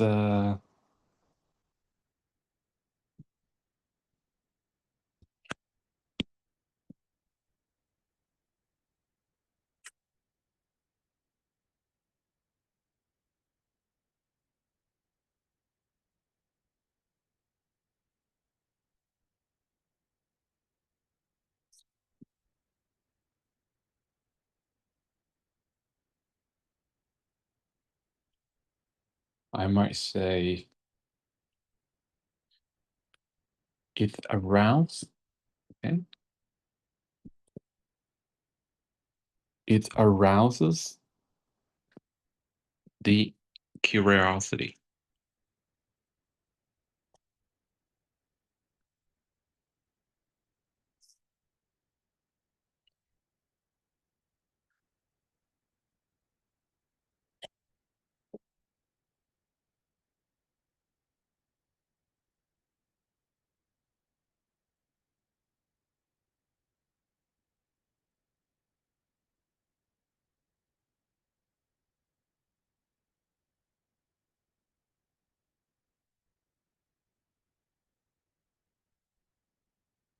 People. Right. Okay. How does the banning of cigarette advertising lower the level of nicotine addiction? Okay. So, well, according to what believe earlier, I believe that, when young people see advertisement of cigarette repeatedly on the screen, then they feel aroused. They want to know what it feels like. Okay. So if we remove advertisement, then that means we reduce the teenager exposure because they're still going to see, adults smoking, right? They will still see, but the exposure to the act of smoking will be reduced. Okay, so if the exposure is reduced, then it might curb the curiosity at bay. All right. So I'm going to say that because it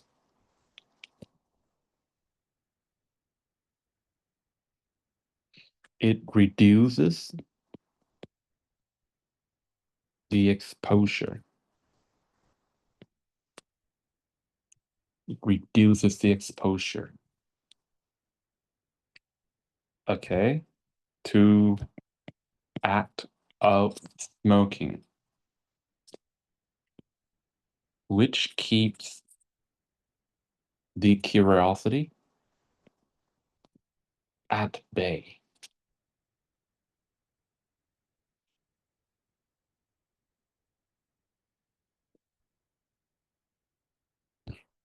Okay. What are some of the other inherent benefits of banning cigarette advertising? What are some of the other inherent benefits of banning cigarette advertising? Right. Okay. So, you have to think about, a bonus. Okay. Of course, we initiate the ban of cigarette advertising because we want to reduce the number of young smokers. But what else can we get as a result of implementing the action? All right. Is that going to maybe stop the global warming? Is it going to reduce the number of crimes? in a city? Okay. All right. You have to think about those, right? Well, I'm going to leave it for you. Now, let's talk about objection. So if you don't agree with the idea of banning, what are some of the questions that you should be able to answer? So number one, right? You have to question the cause and the effect. Because if you want to um, disagree with the solution, then I think the best strategy is to convince people that, advertising of cigarette might not be the cause or the major cause of nicotine addiction. So, first question, uh, you can say, in what way is cigarette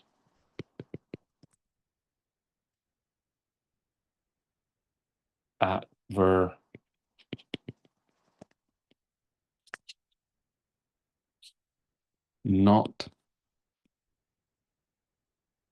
not the major cause of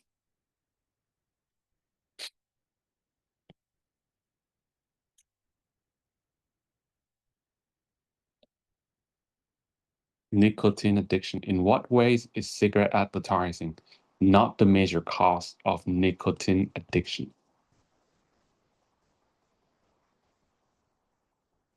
Number one. Number two,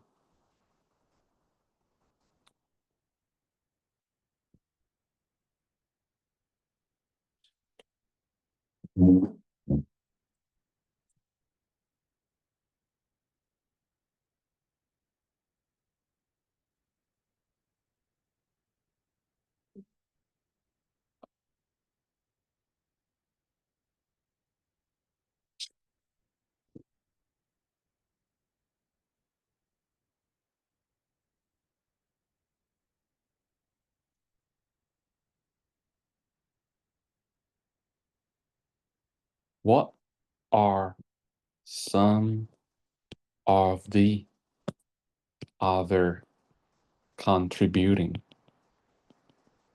factors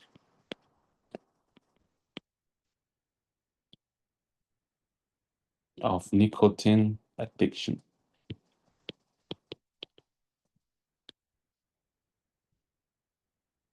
All right, so first question, in what ways is cigarette advertising not the major cause of nicotine addiction? Number two, what are some of the other contributing factors of nicotine addiction? Number three,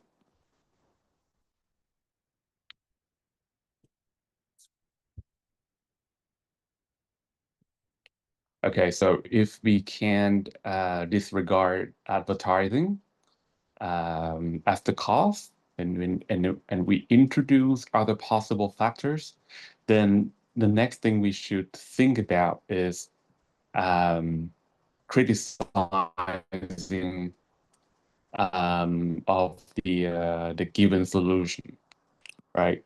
So I think we can ask this question: how is banning of cigarette advertising not effective? Okay. How is banning of cigarette advertising not effective or efficient or viable or advantages?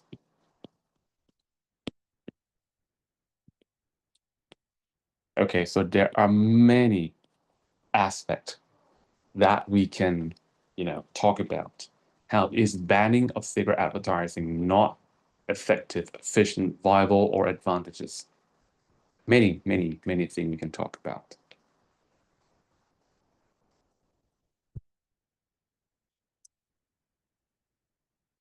Okay, right.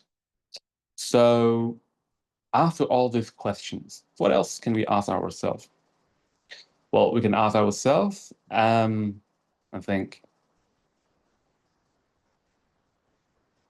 how, maybe this time we should be focusing on other solution. Okay.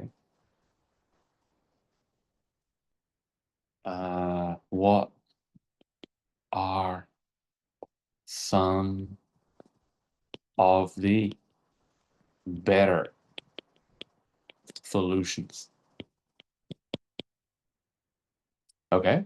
So if we are saying that banning cigarette advertising is not effective or efficient or viable or advantageous, then the better solution should be more effective, should be more efficient, should be more viable or more advantageous.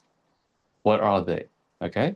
You can discuss each of the better solution in terms of efficiency, effectiveness, viability, and advantage. Okay. Right. So four questions that you should be able to answer. And all of your answer will form a list of idea that you can use to develop your essay. Okay, so we have four questions. Let's give ourselves 4 or 5 minutes, okay, to try to answer. Please try to do this on your own, okay? I'm giving you time. And once you finish, please try to send it to me, okay? If you don't want others to see, just send me a direct message. Okay, let's give it a try. If you have any questions, you want to talk to me, just turn on your microphone and speak to me.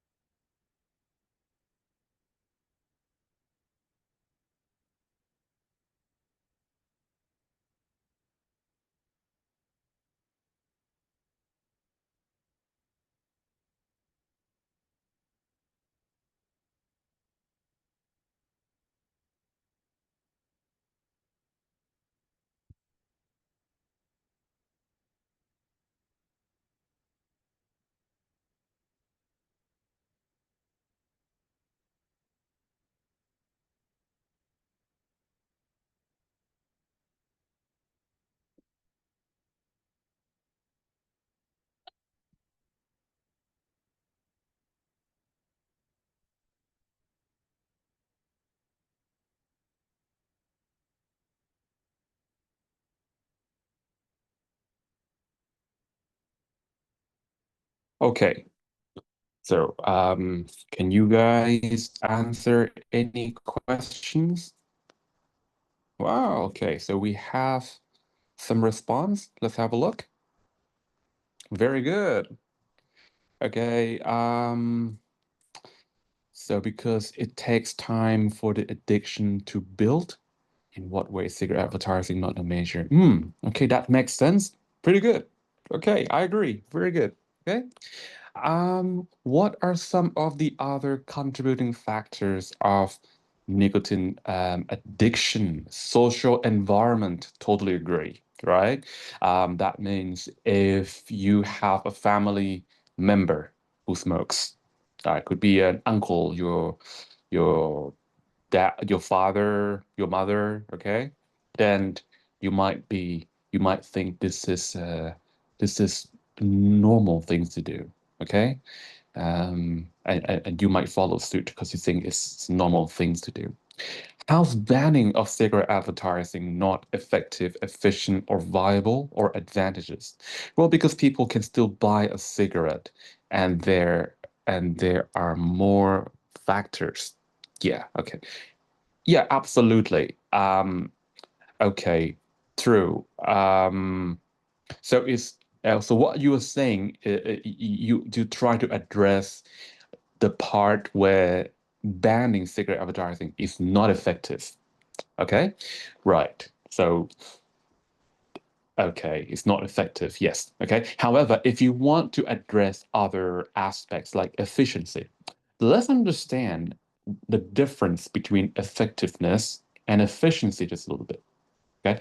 So, what do you think is the difference between these two terms, effectiveness and efficiency? What are the difference? Any opinion is fine. All right. I like opinions. Okay. Let me give you a one simple example just to get you to see the difference. Okay. Um, okay. Right. Okay. Well, let's say that you are trying to you are at your school right now at Finn College, and you want to go home. Okay, you want to go home. Now, let's just say you have um, different um, three different options, all right, for transport. Okay, you can walk home. Okay, you can walk home, and that definitely depends on how far your home is. So let's just let's just try to uh, figure out how far your home should be. Okay, let's just say that um, you are you are far, far away. Okay, let's say you in Dongmyeong, okay, which is very, very far, okay, from where our school is. Okay. So your first option is to walk home from school. You're in Dongmyeong, your school is in Ari. Okay. You can walk home. Second option, you can get an Uber. I mean a Grab, all right? You can get a Grab. Number three is to take the elevated railway. Okay. Elevated railway or the BTS. So these are the possible options. So all of this okay, what about the fourth one? Okay, let me just give you another option. The fourth option is ferry or a boat. Okay, yeah. Okay, so out of these four a strategy, you can eliminate the fourth one because there's no waterway. Okay, so that means a ferry is not an effective solution in this scenario, right? It's not getting you anywhere. So we can cross that off the list. Okay. So we are now left with just three options. So all of these options are effective. You can walk home. There's no problem with that. You can get an Uber. I mean, get a Grab ride, right? In Thailand, that's what it's called, a Grab. Okay. And the third options is the BTS. These are all effective, but to determine the best option, we have to look at our other aspects as well. So we have to look at how efficient each of these transportation is. Now, walking, it might seem to you that this mode of transportation is free of charge, right? You just walk home. You were not spending any money. So you might be thinking this is the most efficient. But when we look at efficiency, we have to look at other dimensions as well. Because efficiency is about resources that you need to use to employ a particular strategy. Now, resource is not limited to just money. It's also time. Okay? Uh, whatever solution you implement is going to require some time for you to see the result. So time is one thing you have to take into consideration as a resource, right?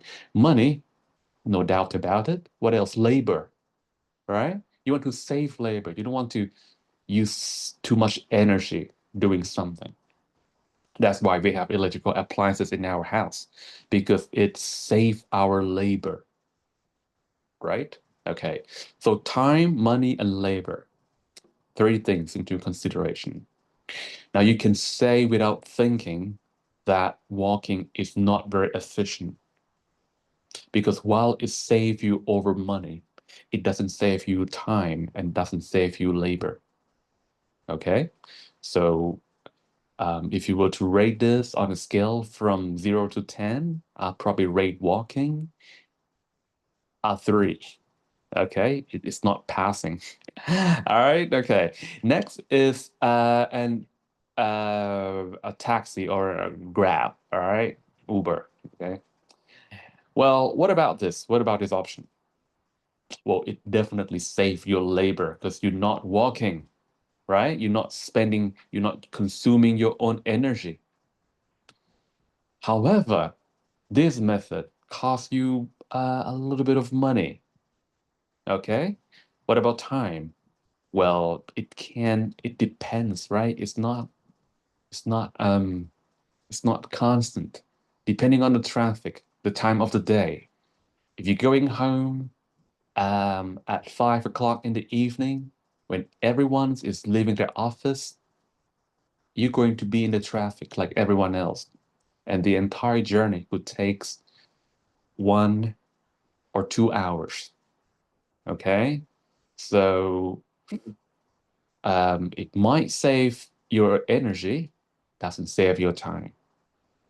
Okay, so I probably rate Uber um a 7 out of 10. Okay. What about the BTS?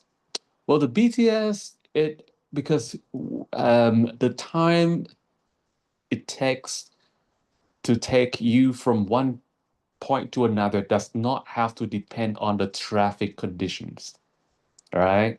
It doesn't run on the road. It has its own rail, and there's no other train. It's just one train. Okay. So the time is usually fixed. Okay. The time to go from, one station to another is usually fixed. It can be calculated, right? It can be calculated. Right. And how much is this going to cost? I believe it's going to be less than Uber or Grab car. It's going to be less than that. And it definitely saves your energy. Although you might have to be standing in the railway system for some time, okay, during rush hour, but at least you don't have to walk, right? So I probably give BTS a score of 8.5. Okay. So who's winning here? Um, Decision cannot be made yet because we haven't looked at viability. So what is viability? Viability is how realistic this solution is. Okay, how realistic it is.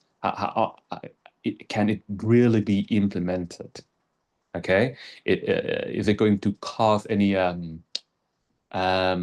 disagreement in the society? You know, like um like back in the days, there was a situation. It went on the news. It became quite popular just overnight. It's about the the rescue uh, the rescue mission of young soccer players who got trapped in a cave somewhere in northern Thailand. All right. So uh, about 10 or 13, right, young soccer players, they venture deep inside a cave, not knowing that it was going to rain, and the rain was quite heavy, that the waters rise up quickly inside the cave, and it blocks, and it completely block their entrance. So the entrance exit is the same, right? Okay, so when the water's levels was rising, they can't get out. They can't walk back to where they came from. They can't.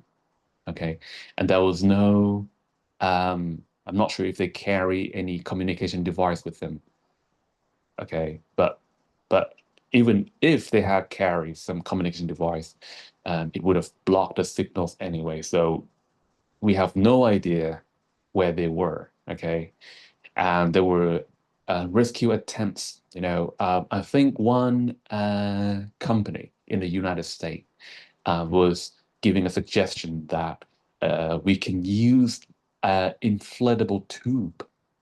Okay, so this inflatable tube is just a tube that can be inflated with air, and they want to insert this tube deep inside the cave. For how many kilometers, we have no idea because we don't know the exact location of the young soccer players. Okay, but even if we know the location and the distance from where they are to the entrance of the cave, right, is still not viable.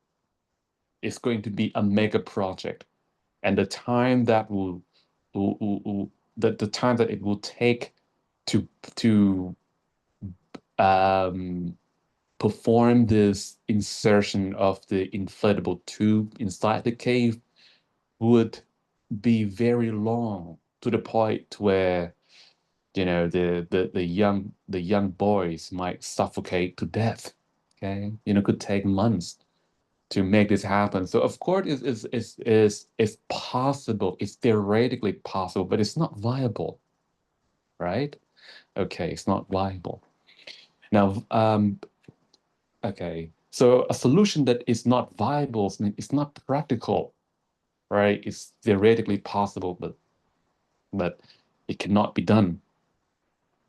Now, in terms of advantages, okay, in this case, we talk about disadvantage, so we have to be looking at the side effect of uh, of of banning cigarette advertising. Would there would it lead to any drawbacks if you decide to implement this? Okay, like building more road, for example, constructing more road. Why do you think the governments are constructing more roads? Because they want to increase the capacity. All right, so the traffic is less jam. But doing so is going to cause trouble to people who live in the area where the road work is going on, right? Because it's going to create a lot of dust. It's going to create a lot of noise, and the construction might require certain business to relocate or even to shut down because the road work is going to block the entrance. So then it's disrupting the life of the people who live in the area.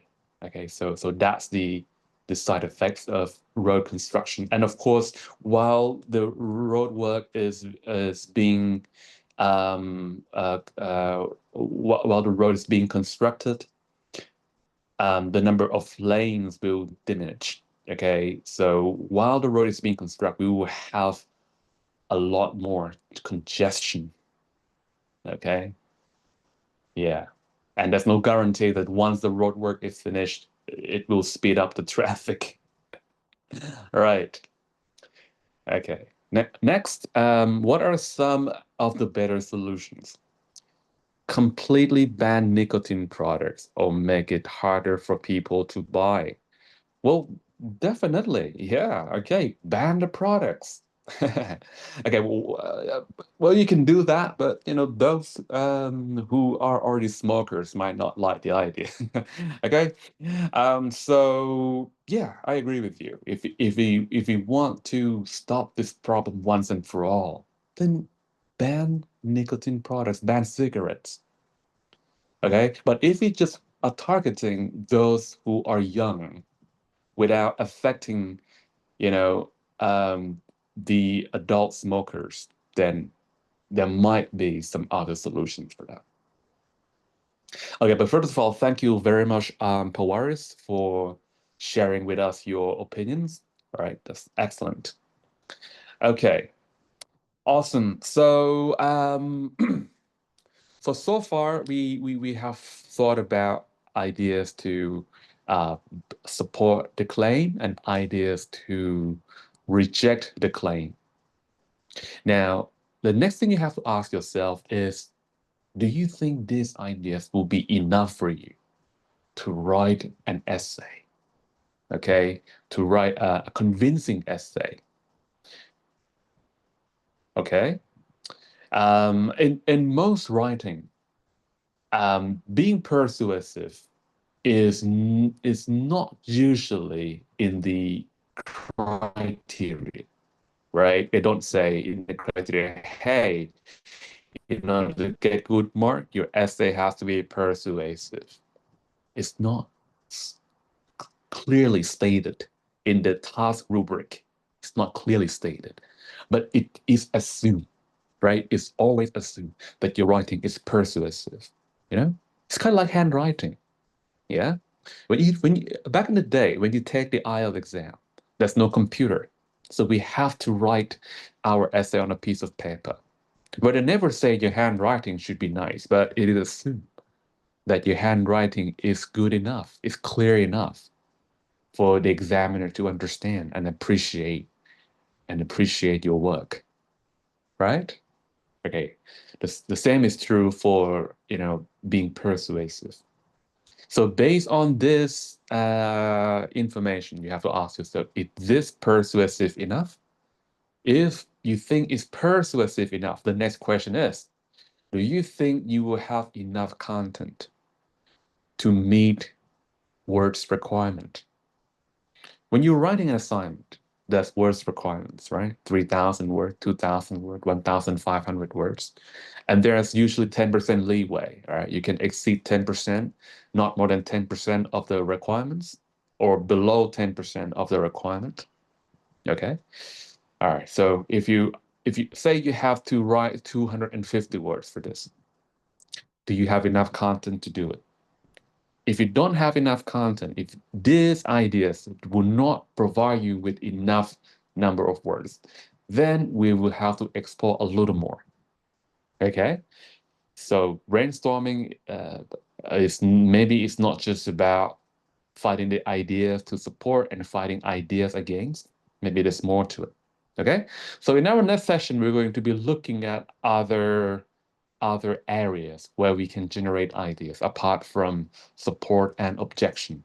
Okay, so we leave that to our next session. Okay, so today, do you guys have any questions?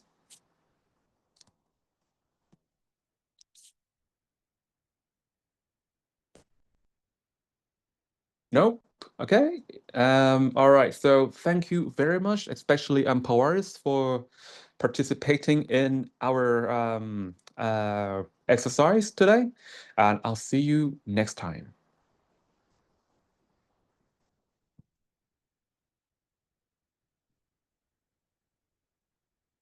What's the topic I want to search? What the topic? The topic.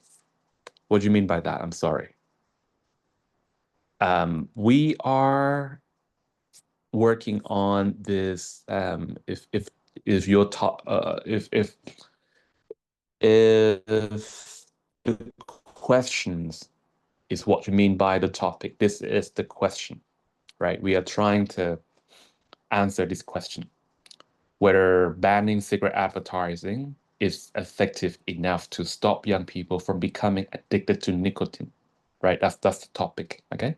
And what we are doing right now is we are brainstorming, okay? We are trying to generate ideas, okay? And once we have enough ideas, then we will move on to making an outline, okay? So outline will clearly tells you how you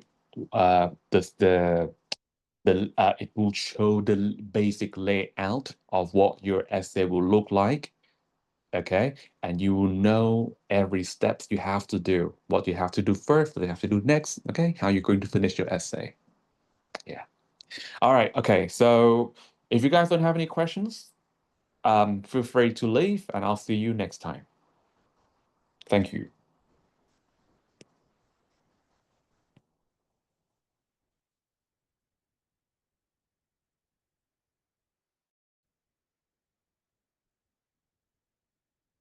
You're welcome.